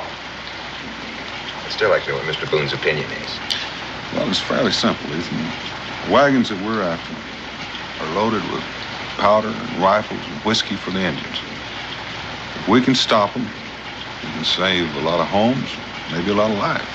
Are these folks you mean to save all kin and friends of yours? Some of them I've never seen. There you go, running around risking your neck for people that don't even know what you're about and probably wouldn't thank you if they did. I can't argue that. Well, then tell me why. Well, I reckon if you belong to a community, you owe a certain obligation to it. Have you got a family, Mr. Boone? A wife and a boy. Well, then that's why you're doing it. And don't tell me all about this obligation to your fellow man. Well, if you don't believe me, ask Mason or Cully here. They're not even married. Mason? I can't add much of what Daniel said. All I know is you gotta pay for the privilege of living with people. Or maybe they're allowing you to live with them, whatever it is. It's the same goes for me, too.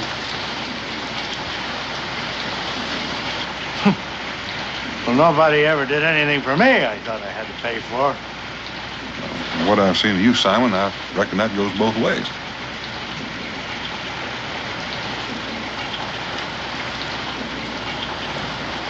Storm's letting up, man. Well, now that Simon's got us all awake, Mason, you might as well start fixing breakfast.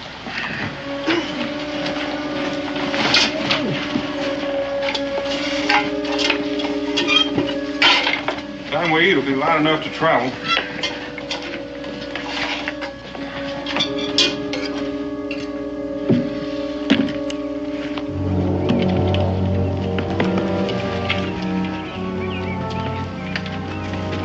Well, there it is.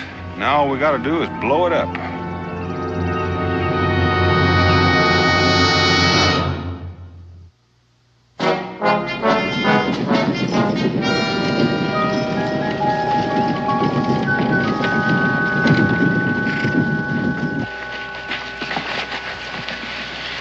When do you think the British will come, Dan? We cut it pretty fine. They could be here almost any minute. Mason, come on. Let's get this powder down the road. Well, Mr. Boone, since we're here and since me and mine have done our duty as your beasts of burden, we'll be on our way. As soon as you give Ethan and me back our guns. Oh, help yourself. I've got a little work to do. Mr. Boone? Ellie and me, we were just wondering if there's anything we can do to help. Ethan! Well, I appreciate the offer, Ethan, but it might be a little rough on Ellie. We know, but we already talked about it. You see, Mr. Boone, we never had a chance to belong any place. Maybe never will again. So if it's like you said that, well, we got a price to pay, well, we just soon start paying right now. Ethan, have you lost your senses altogether? You can leave if you want to, Paul, but we're staying. Well, if that's the way you feel about it, we can use some help. Well, you just tell us what to do, Mr. Boone. Ethan, we've got no quarrel with the British. Paul, there's no use trying to talk me out of it. I don't like to go against you, but, well, my mind's made up. Now, you were saying, Mr. Boone? Ethan, when that gorge blows, the British are going to come boiling through, try to find out who blew it up. Now, if you can take these rifles and hold them off for a little while, give us a chance to get back there and blow the powder in their wagon. Well, we'll keep them busy. Here.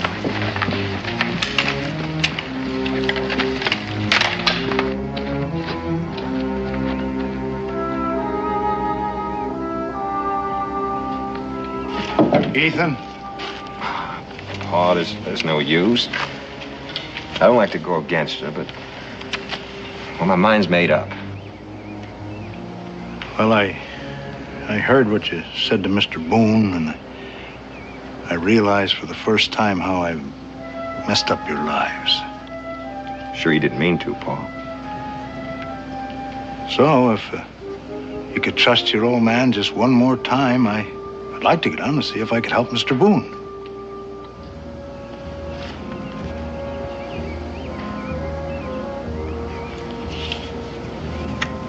All right. Paul. Huh?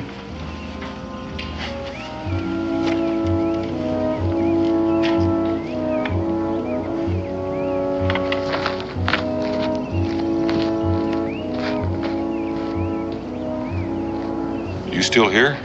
Mr. Boone, I've been shamed in front of my son, but I'd like to make it up some way.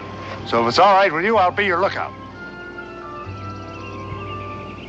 Come on. Hope it's us he's gonna look out for. Well, the worst he could do would be to join up with the British, and that might be a big help to us. How high up do you want to set these things? Well, as high up as we can get without running out of fuse.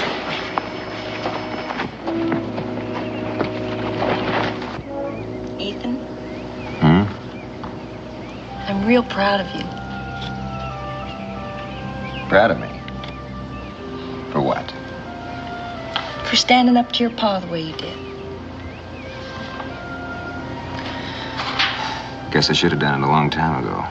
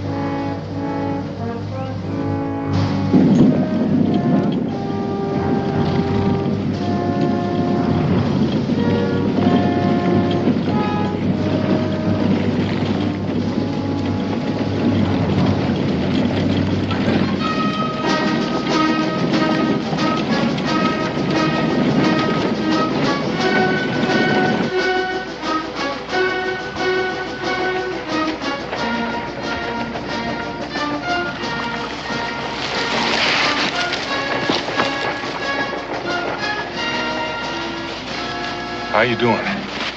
I'm ready. Just about set.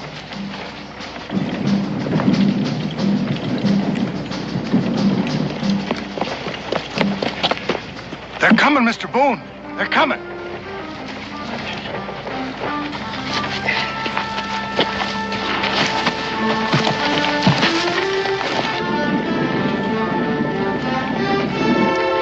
Get on around the rock now. They'll be coming at us any time. I'm staying right where I am. And you know I can shoot as good as you.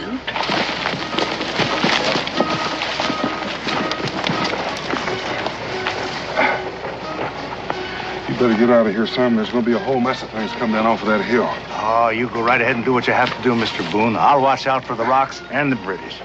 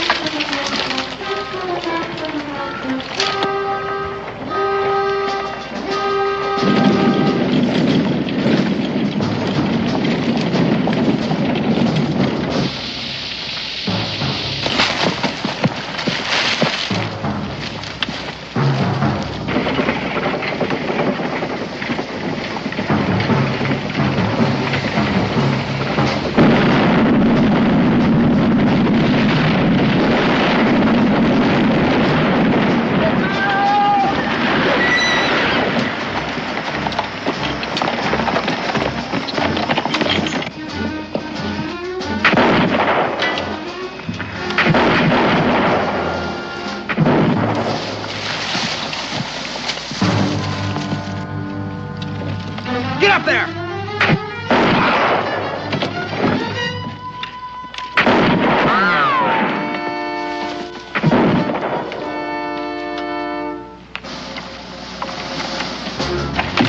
I want to stay here or go up with the wagon.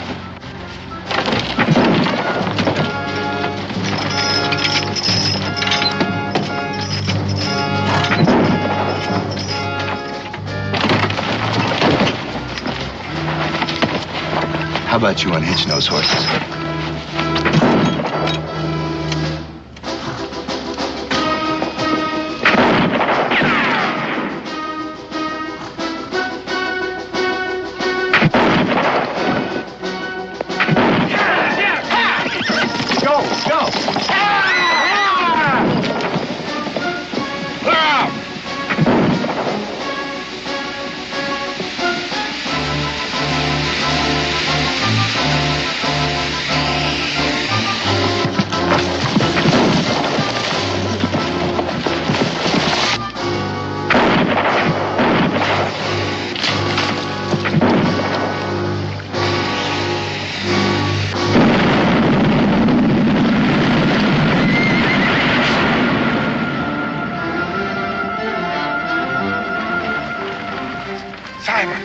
Get out of there!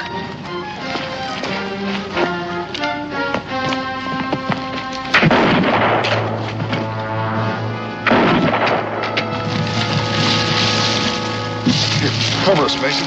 Cully.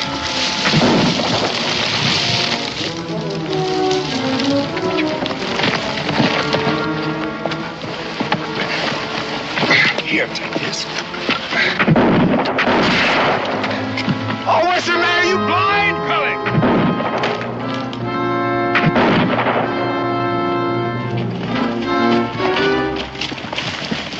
Mason, why don't you go on ahead and see what the British are doing? Have a look at that leg. Oh. Paul, you hurt bad? Bad enough. My only satisfaction is that a lot of those British are hurt a lot worse. That leg is broken.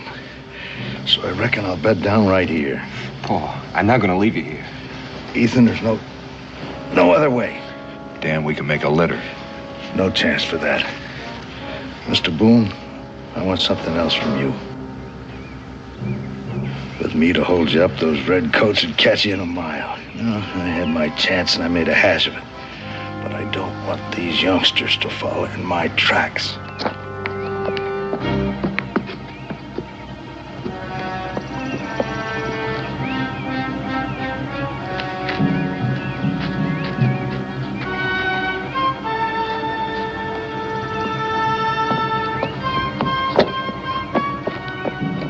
You were right last night. These youngsters have a right to a home and a chance for an education. And I want you to promise me to get them out of here safe and sound. You're a stubborn man, Simon. They'll have a home. I promise you that. Daniel, we better get moving. Leave me a couple of guns and I'll hold them off till you get in the clear. All right.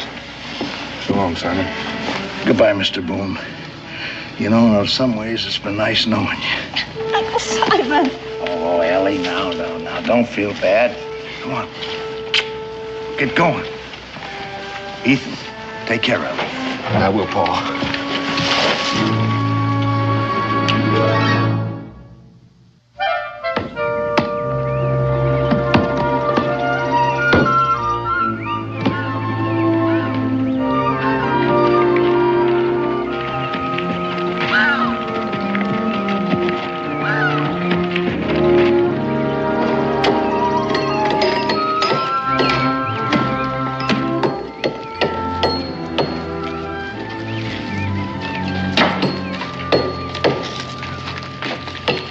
Well, what do you think of it? Well, it looks like it's going to be a real nice cabin. Well, I'm glad you like it because it's yours. Ours? Yep. Lock, stock, and barrel. Oh, but Mr. Boone, I could never make enough to pay for a house like this. Oh, there's no pay, Ethan. You know, folks around here are kind of grateful because you helped save their homes. They figure you ought to have one. Think of it as sort of a monument to Uncle Simon.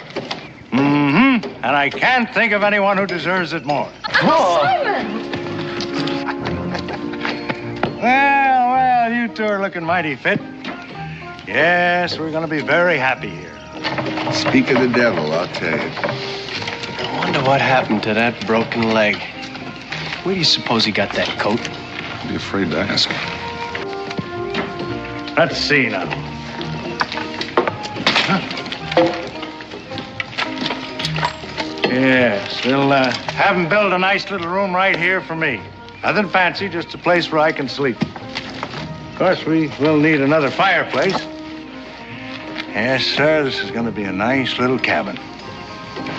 Do either of the two of you think he had this whole thing planned? I prefer to think he did. It sort of restores my faith in human nature. I'd hate to think a man like Simon reformed and died a hero.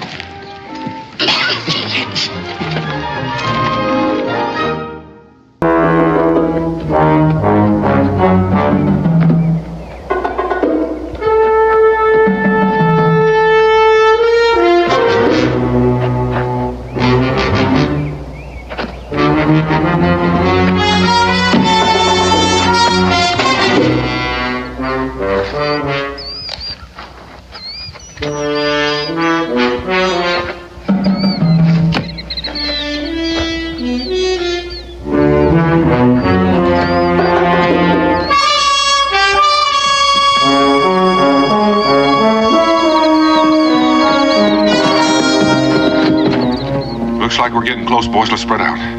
Remember, don't use your rifles unless you're forced to. They want him to stand trial.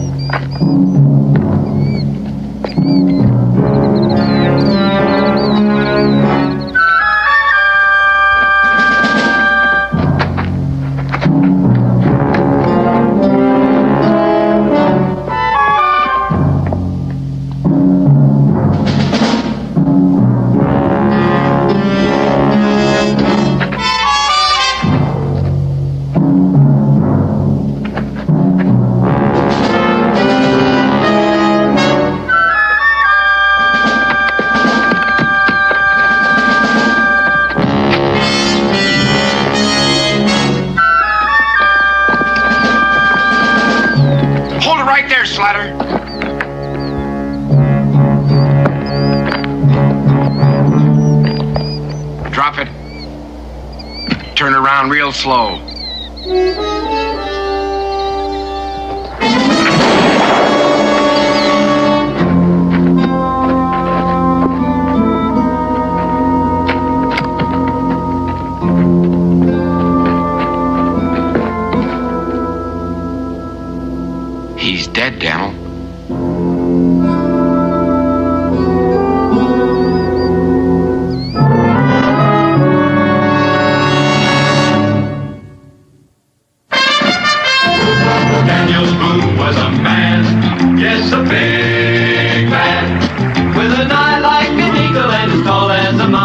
was he.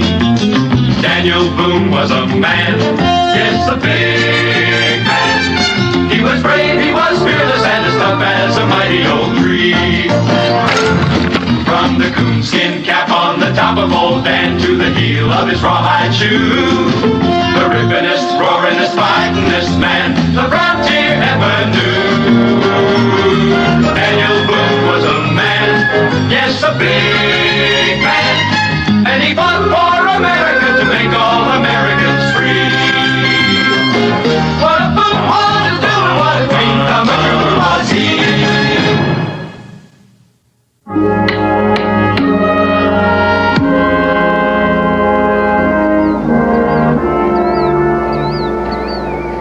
That's the best we can do for him. Yeah, I guess so. You're not blaming yourself, are you, Ben? No, I came up on him so fast. It was a fool thing to pull his pistol on me. Well, I reckon he's got a cabin or a lean-to around here someplace. We ought to try to find it and return whatever he's stolen. Hope there's not too much there. It's a long way back. Well, if it's more than the three of us can carry, we can always make another trip. Yeah.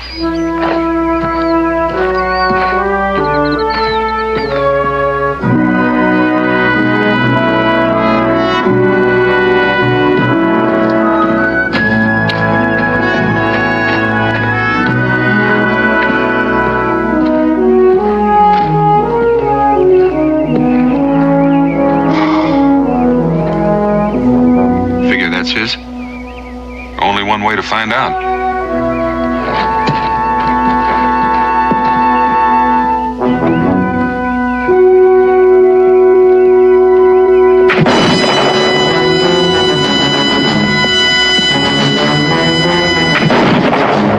How bad is it, Cully? Oh, it's just a flesh wound, Dad. Do you think you can help with the loading? Yeah, leave it to me. I'll manage. Ben, you just keep him busy. Right.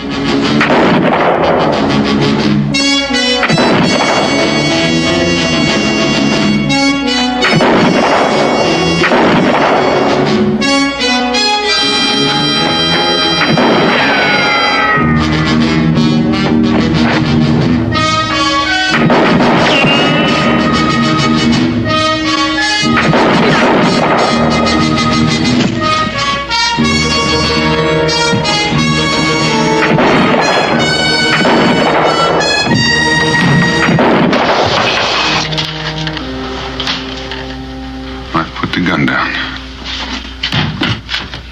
Outside.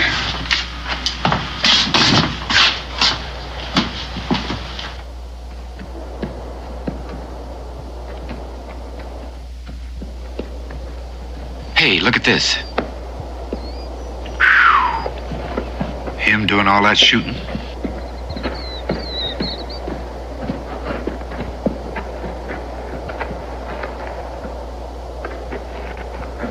Who are you?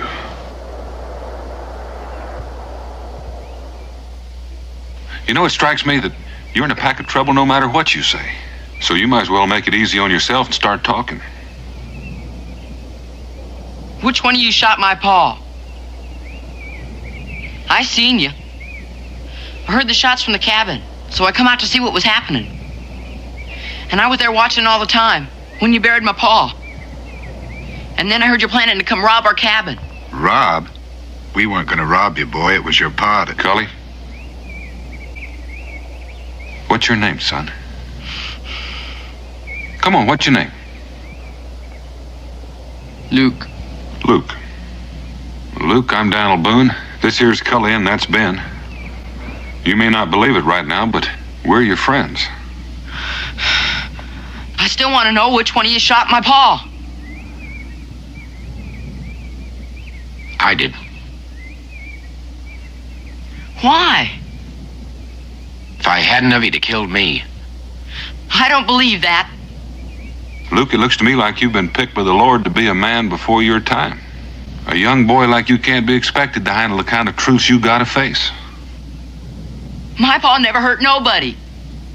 It's a terrible thing to have to learn about your pa. But we were after him because he robbed and killed a man. That ain't true. My pa never do that. And you killed them because you're murderers. You hear me? You're murderers.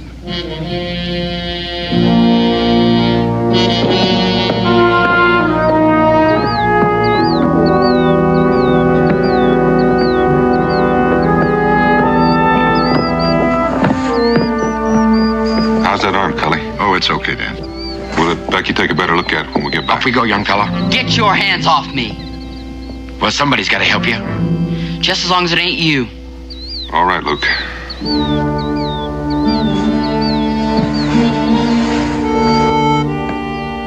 Go over here.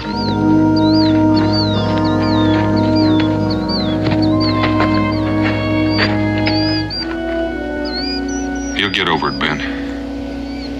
Yeah.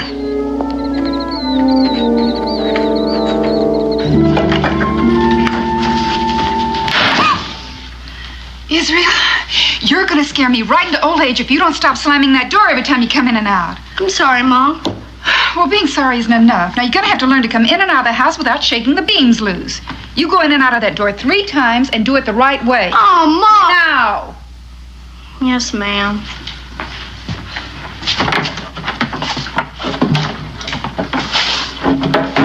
One. 2. 3. And one more time for good measure. Yes, ma'am. Hey, Mom! Pa's home! Pa! Did you catch him? Did you catch him? We'll talk about that later, son. Hi, Dan. Rebecca. Oh, it's good to have you home. Dan, Cully. Hi, Rebecca. And who's this? Well, his name's Luke. Hello, Luke. Better look after Cully's arm. Why, what happened? Oh, it seems I've been shot, I guess. Are you badly wounded? No, it's just a scratch. Well, we better have a look at it. Come on inside. Ben, get that. Ben, why don't you take yours on over and I'll bring mine later. Don't need to do that. Put it on there. Well, you can't carry all of this. Try, my friend Boone. Put it on. All right. Got it? Yeah. Got it.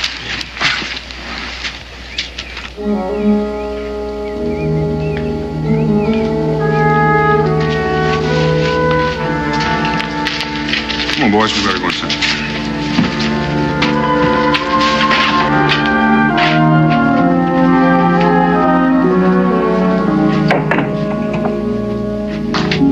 How's the arm, Cully? Well, it's more than a scratch, but it should heal quickly. Don't suppose it'd hurt if you stayed for supper. Oh, thanks, Dan, but I got so much work at my place. If I don't get started at it soon, it's going to be living there instead of me. Now, Cully, you'd best take care of that arm and not use it too much at first. Oh, I think it'll be all right. My name's Israel. Thanks, Rebecca. Dan, I'll see you in the morning. All right, Cully. Luke? See you. See you, Kelly. Israel, why don't you take Luke out there and show him where to wash up before it gets too dark? Sure, come on.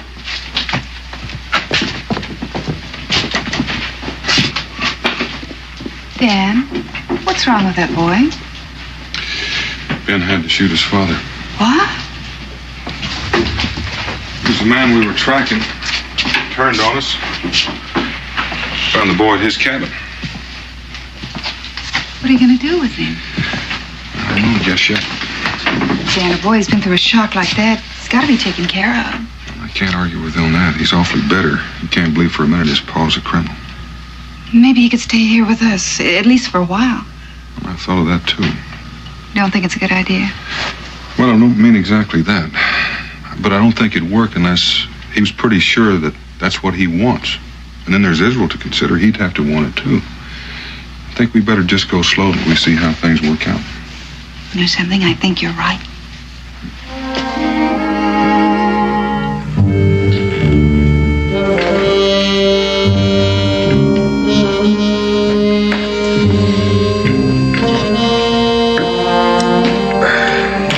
Luke, you're not eating much. I'm not hungry. Suit yourself. Have you got any kin hereabouts? Kin? Aunts, uncles, cousins? No. It was just my pa and me. I reckon we'll have to figure out what happens to you now. Why don't you send me to jail for shooting your friend? I reckon I could if I wanted to, Luke. Is that what you want me to do?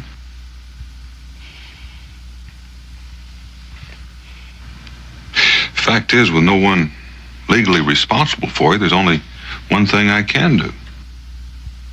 What's that? Turn you over to the authorities in Salem. They'll try to find a family for you to stay with, but until they do, you'll probably have to spend some time in an orphanage. No! I ain't going to no orphanage. Please, Mr. Boone, don't send me there. Well, I don't want to, Luke, but I don't know what else I can do. Well, couldn't I stay here? Here? Please, Mr. Boone, I won't be any trouble. Please. Well, I'm not going to make any promises, Luke, but I will think about it. Why don't you try to make away with some of that grub?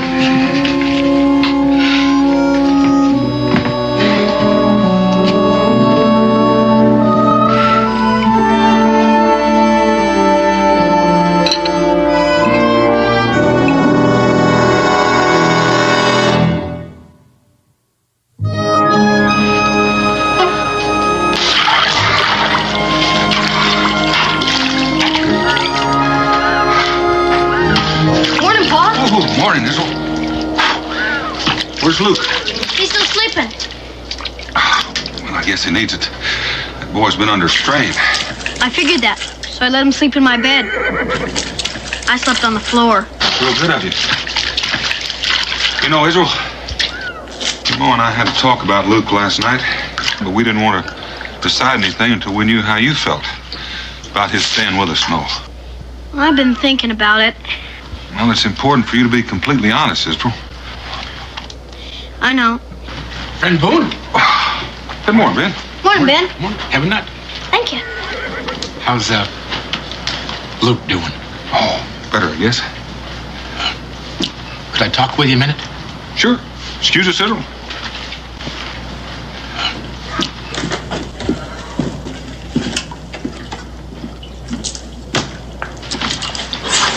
How many? Well, no telling. Could be at least a company. I was afraid they might try something like that. Well, I'll go with the fort and have a look around. Thanks, Ben. See you later. Well, young man, about finished? Pa, if you and Ma decide it's all right for Luke to stay with us, so do I. You know it means sharing your room. I know, but... Go on. Well, it's been on my mind sometimes that, you know, we've had a lot of trouble with the Indians and the Redcoats. If something happened to you and Ma, I'm trying to say is, if I was ever an orphan, I should want somebody to take care of me. Well, I'm sure glad to hear you say that, Israel.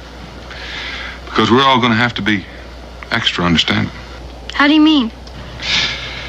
Well, you know, Luke loved his pa. And he wants more than anything, especially now that he's gone, to be proud of him. So much so, it's more important than the truth. But someday he's going to have to face it. And until then, we're all going to have to be extra understanding. You want to go and tell him?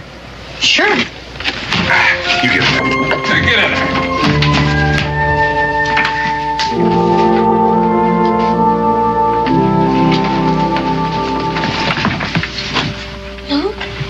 Luke, wake up. What's the matter? Pa said you could stay with us. I knew he would.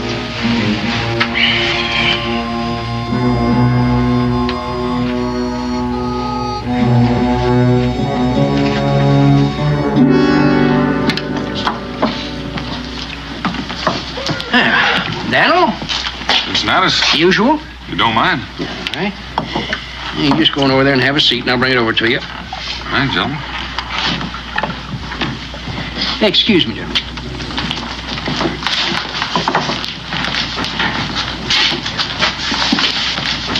Redcoats all over the place. You know what they're doing here, don't you? Blocking Cumberland Pass. That's right. There ain't nobody gets into Boonesboro that ain't questioned and searched. Well, you know that means we're going to be running short of powder and shot for quite a spell.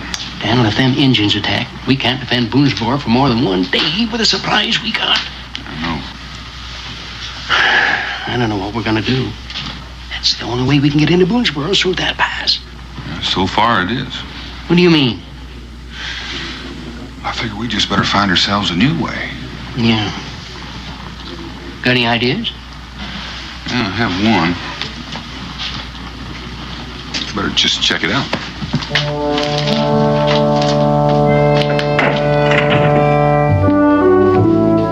Dan, will you be gone long? Oh, not long, maybe just overnight. Well, is this new situation with the British really serious? It could be if my plans don't work out. You boys getting along all right? You already got the spare bed put in. You gonna be leaving now, Paul? Mm-hmm. Luke, you think it'll be comfortable? Yes, sir, I think so. Oh, that's good.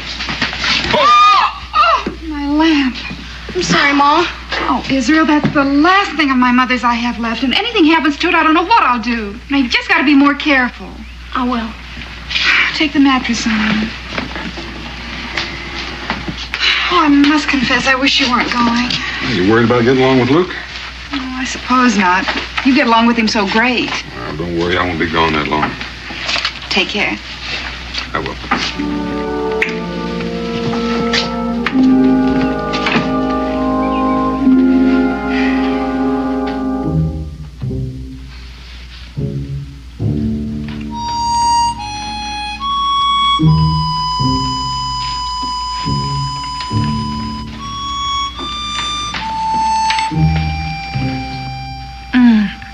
Luke, around here we use a knife and a fork. Yes, ma'am. Luke, didn't you understand me?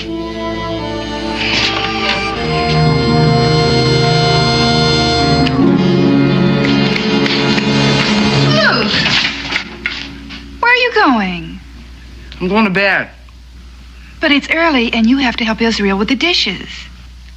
I'm tired.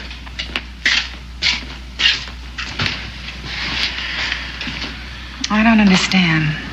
I want to go talk to him. Oh, all right, son, but don't say anything that'll make it into an argument. I won't.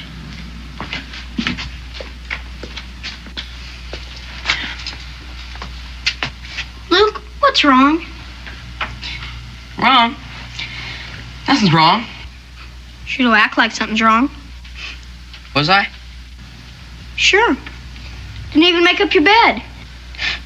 It's not my bed. This is my bed. No, it's not. You gave it to me. For a night. You didn't say it was just for one night.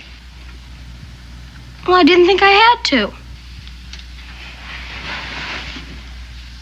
Where I come from, people don't give things they're going to have to take back. Well, guess it's all right.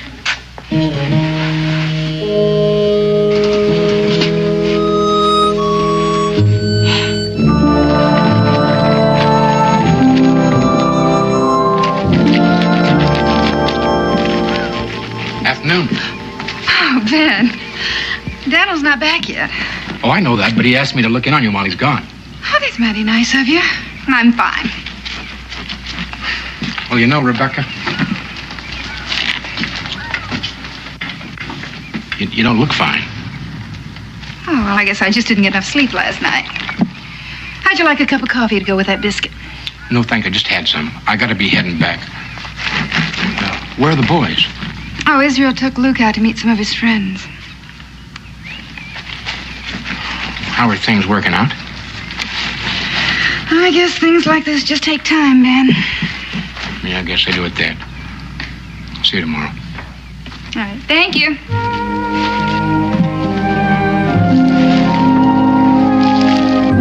So, Luke's gonna be staying with us. How old are you, Luke? I'll be 13 next Monday. Well, I'm 12. So is John there. I'm still 11. I heard about your pa getting killed. What'd you hear? Just that he got killed. Luke, are you having a birthday party on Monday? No, Why not? never had one yet. You've never had one? So I just said. Gee, that sounds wrong. Maybe it is, but I still ain't never had one. Would you like one? Don't go to no trouble for me. Why not?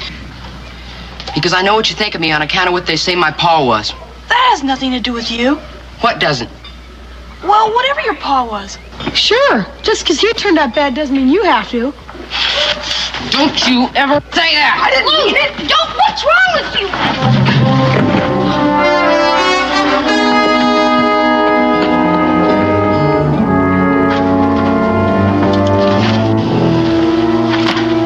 You gonna let him get away with that?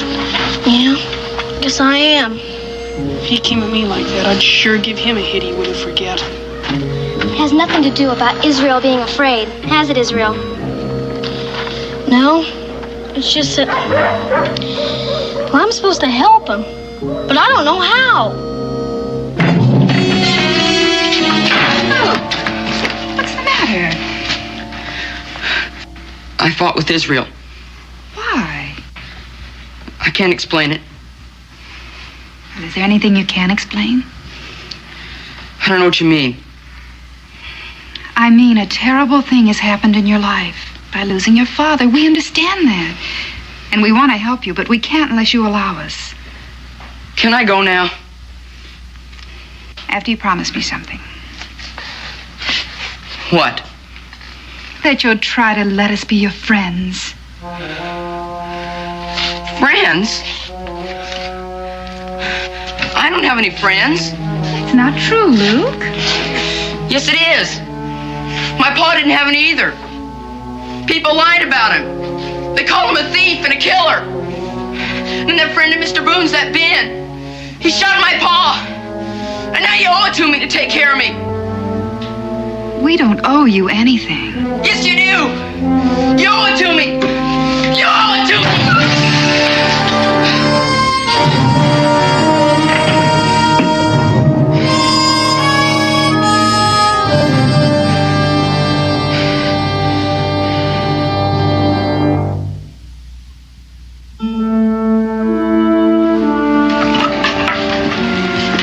Ready to go?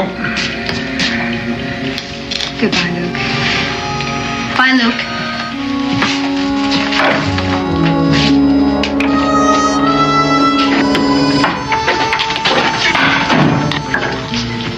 How long you figure I'll have to spend at the orphanage? Orphanage? Ain't that where we're going? Oh, I haven't thought about it. Well, where are we going? The fort. Why? Well, look, I guess this is as good a time as any to talk about it. You know, there are a lot of things I could say about your abusing our hospitality, or even being ungrateful. And most folks would agree with me 100%. But you know something? They'd be wrong. They would? Yes, sir. They just wouldn't take into account that you're the kind of boy that just can't stand getting favors. So I'm taking you someplace so you won't have to say thank you to a single person. I don't understand. Well, Luke, you know, we asked you to come and live with us for a while, and we took on a part of your responsibility. And I'm not sure that was entirely fair to you. Now, you're a big boy, and you're able to earn your own keep. And I think maybe you'll be able to learn a lot of things a lot quicker. Things you're going to have to learn. Come on. All right. There you are, Luke. You can just put all this stuff in the storeroom. Gladys, I sure do appreciate this. Oh, it ain't cost me much. You got a place in the back you can stay there. And besides, I can use the help. Well, it's good of you to say that. You know, he wasn't happy with us. Of course, that made Rebecca and Israel unhappy. I can tell you one thing. It sure wasn't easy telling him he had to leave. Oh, Daniel, I think you done the right thing. Now, come on, I'll buy you a drink. My best Blue Thunder. Hi, Mr. Boone, Cincinnati. Hello, Mary. Oh, yeah.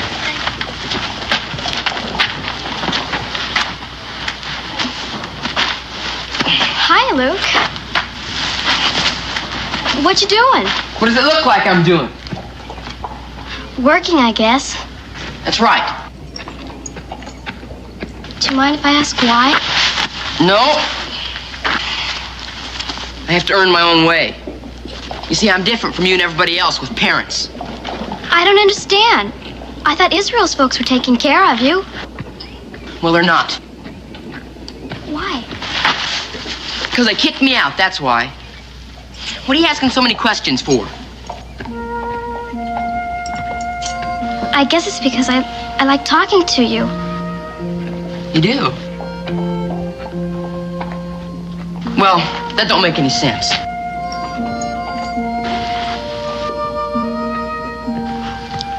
Does it have to make sense to like somebody? You got no reason to like me, is what I'm saying. Well, that's sure the truth. You're about the meanest boy I ever met. Yeah, well, maybe so. But I got my reasons. On account of your pa dying?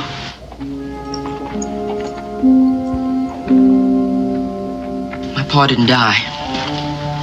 He was murdered by that friend of Mr. Boone's, that Ben. And then Mr. Boone, after telling me I could stay there with them, he throws me out and makes me work here for Cincinnatus. Are you really my friend? Sure. If you want me to be. And I could tell you something and you'd promise not to tell anybody else. I guess so. I'm gonna get even with that Mr. Boone and that Ben.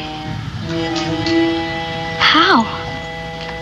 I don't know how yet, but I'm gonna find a way. You just wait and see.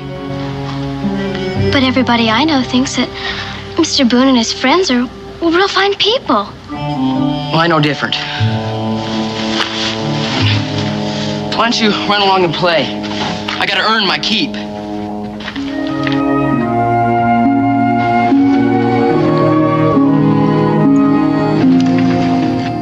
Wouldn't have to tell him anything. Just invite him. Well, how do you know he'll come? It'd sure be an awful lot of trouble to go through for nothing. I just think he will. But we'll have to know for sure. Well, then, I'll tell him it's my birthday party. What good would that do? Luke says he's my friend. I'm sure he wouldn't turn me down if I asked him.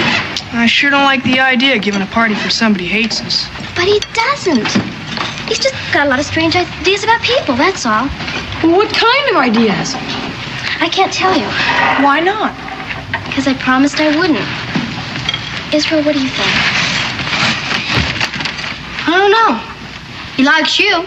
Guess he could learn to like us.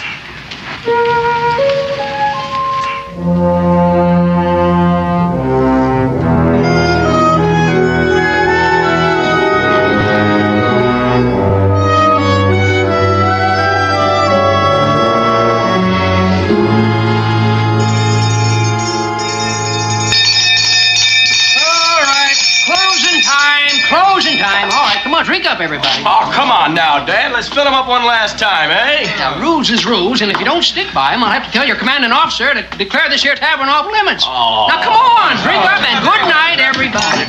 Drink them up there. There you go. Now, just, open the door for you. Good night. Always a pleasure doing business with you, gentlemen. Good night. See you. Good night.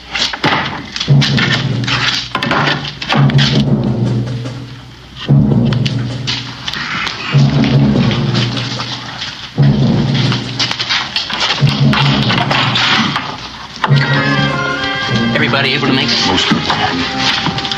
Come on, right over there, by the table. Right on it. Over by the fireplace. Let's go. Come on. Hurry. Right.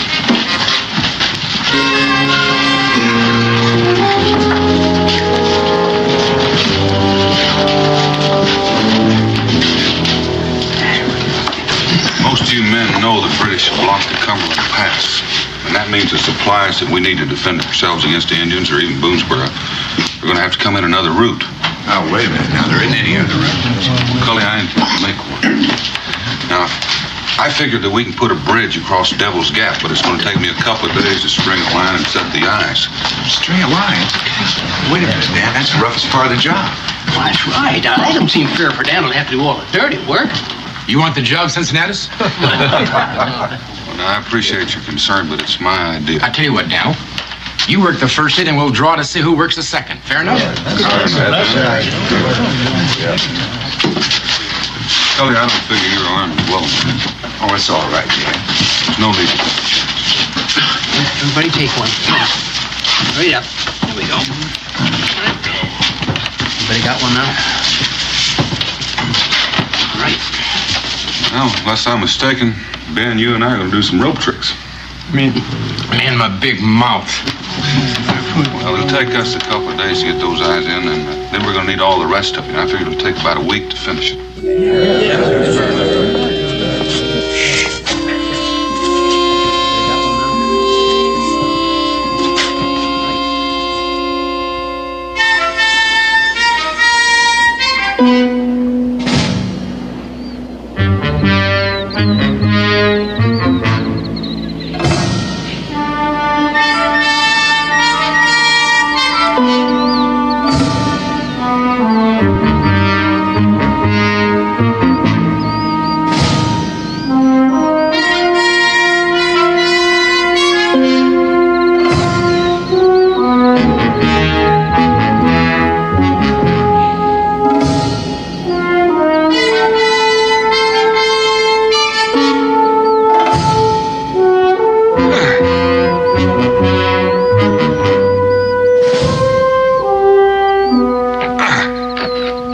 Day's work. No, it won't be long now.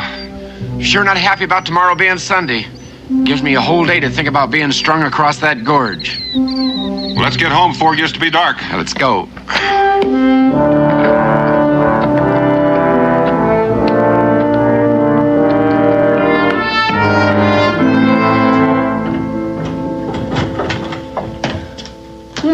Morning, Luke. Morning. Well, Sunday's day off. What you gonna do with it?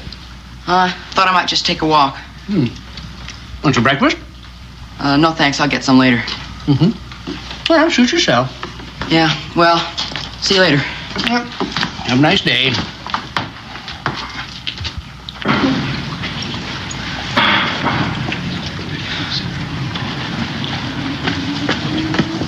Hi, Luke. Oh, hello, Mary. Just coming over to see you. Where are you going? Well, I just thought I'd take a walk. Can I go with you? No. I mean, I got a lot of things I want to think about. That's all right. Well, I'll see you later. Luke, I don't want to hold you up, but I want to ask you something. What? It's my party tomorrow, and I'd like you to come. Your birthday's tomorrow? Yes. I mean, we have the same birthday? I guess so. Well, who all's coming? You know. Israel and Sam and Ethan. And a few others you haven't met. Well, I'd feel kind of funny. Well, Luke, if you're going to live here in Boonesboro... Well, I ain't living here because I want to. Oh, all right. But, Luke, it'd mean a lot to me if you'd come. You will? Well, why? It just would. Why do I have to explain everything? Well, all right, I'll be there. Listen, I want to get going, so I'll see you tomorrow.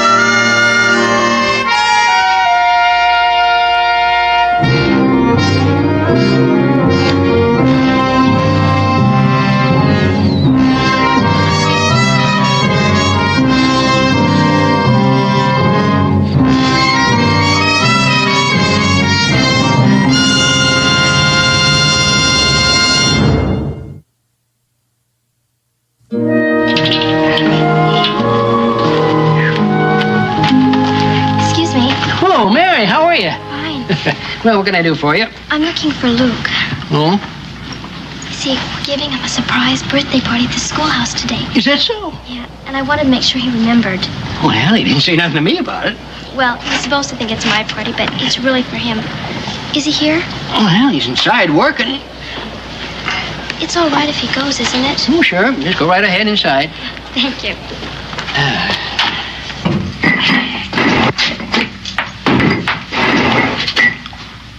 What are you doing here?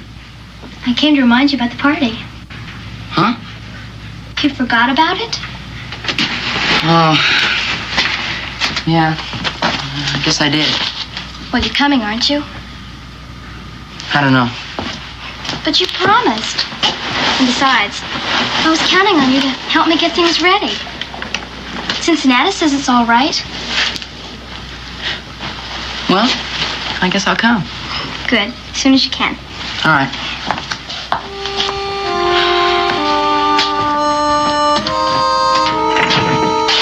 Yeah, what happened? What happened?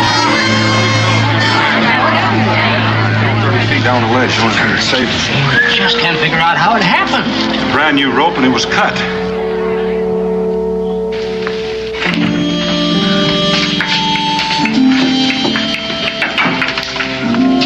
Come over and hold this, would you? Sure. Looks like you're about finished. Well, you're late.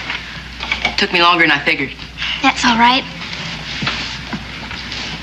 The real reason I wanted you here early is I have to talk to you. What about? Yesterday. Well, what about yesterday?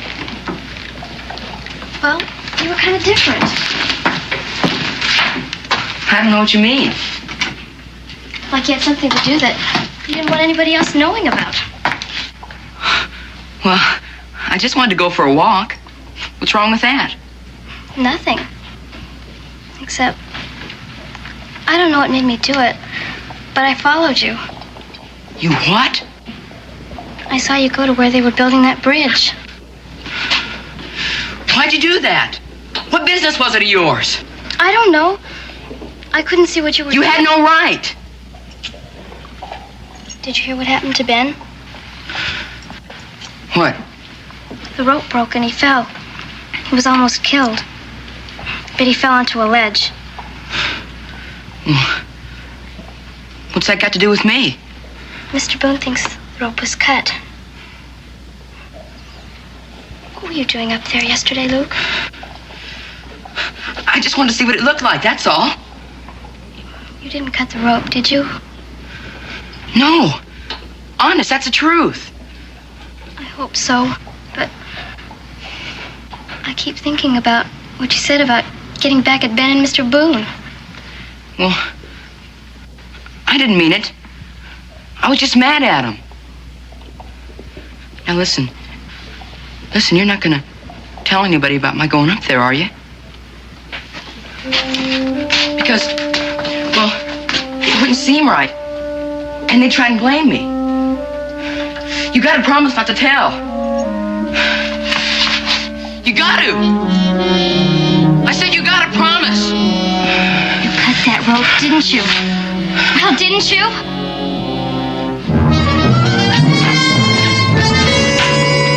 Hi, Luke. What's wrong with him? Something must have happened. I knew he'd wind up doing this for nothing. Let's go see if Mary knows what happened.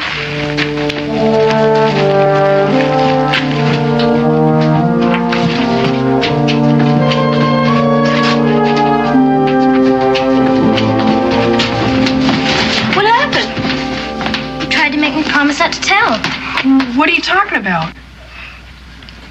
I saw him go up to the bridge yesterday. He was doing something with the rope, but I couldn't see what. You mean he cut the rope? And he tried to make me promise not to tell. Listen, you and Mary, go try to find my pa and tell him what happened. The rest of you, come with me. I think I know where he's headed.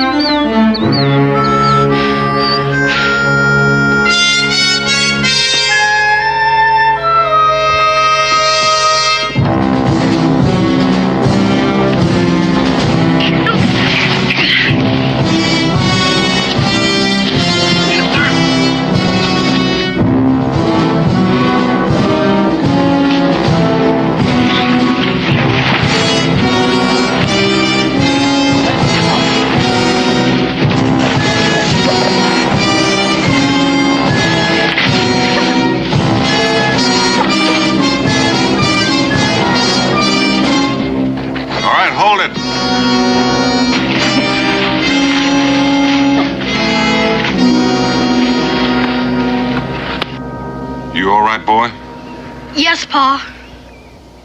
You got anything to say, Luke?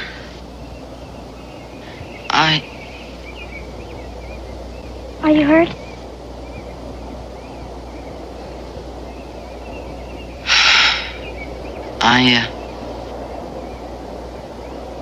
I guess I kind of ruined your birthday party. Wasn't her birthday party. It was yours.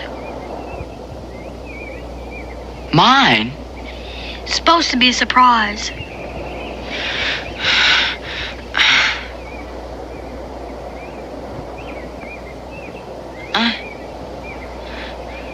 I've been so wrong. I don't know whether anybody can help you right now, Luke. I don't rate any more help. It's all anybody's been trying to do for me is help. But I didn't believe it. Just like I didn't believe what my pa was.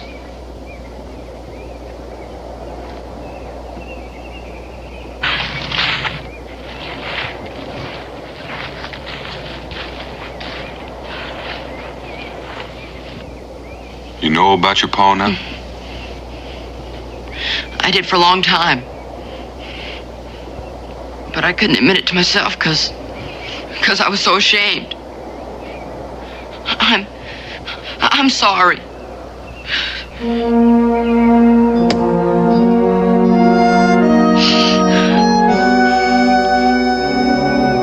Why don't you young'uns walk Luke back to the fort?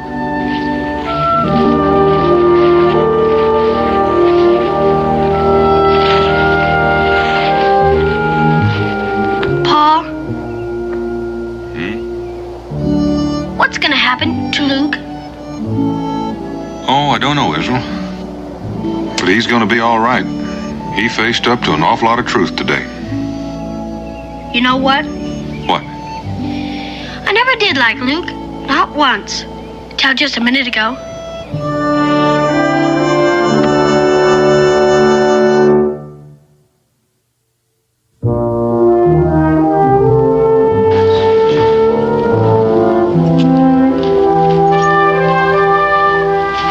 Well, it's kind of up to you, Luke. Mosses are a fine family, and they're willing to adopt you as one of their very own. Well, I don't know what to say, Mr. Boone, after all I'd done. Especially to you, Ben. Well, it's all over now. Hey, we got that bridge built. Well, do you want to live with the Mosses? Sounds like a fine idea to me. All right, I'll go over and give them the good news. Yes, sir. Thank you, Mr. Boone. You too, Ben. Sure. Ben Boone, I'll walk a ways with you. Fine, Ben. You get a long swell on that leg. Oh, hello, Mary. Well, Haven't seen you around in a while. it's not my fault. I've been here. Yeah, I guess you have. But you never even once came out to say hello.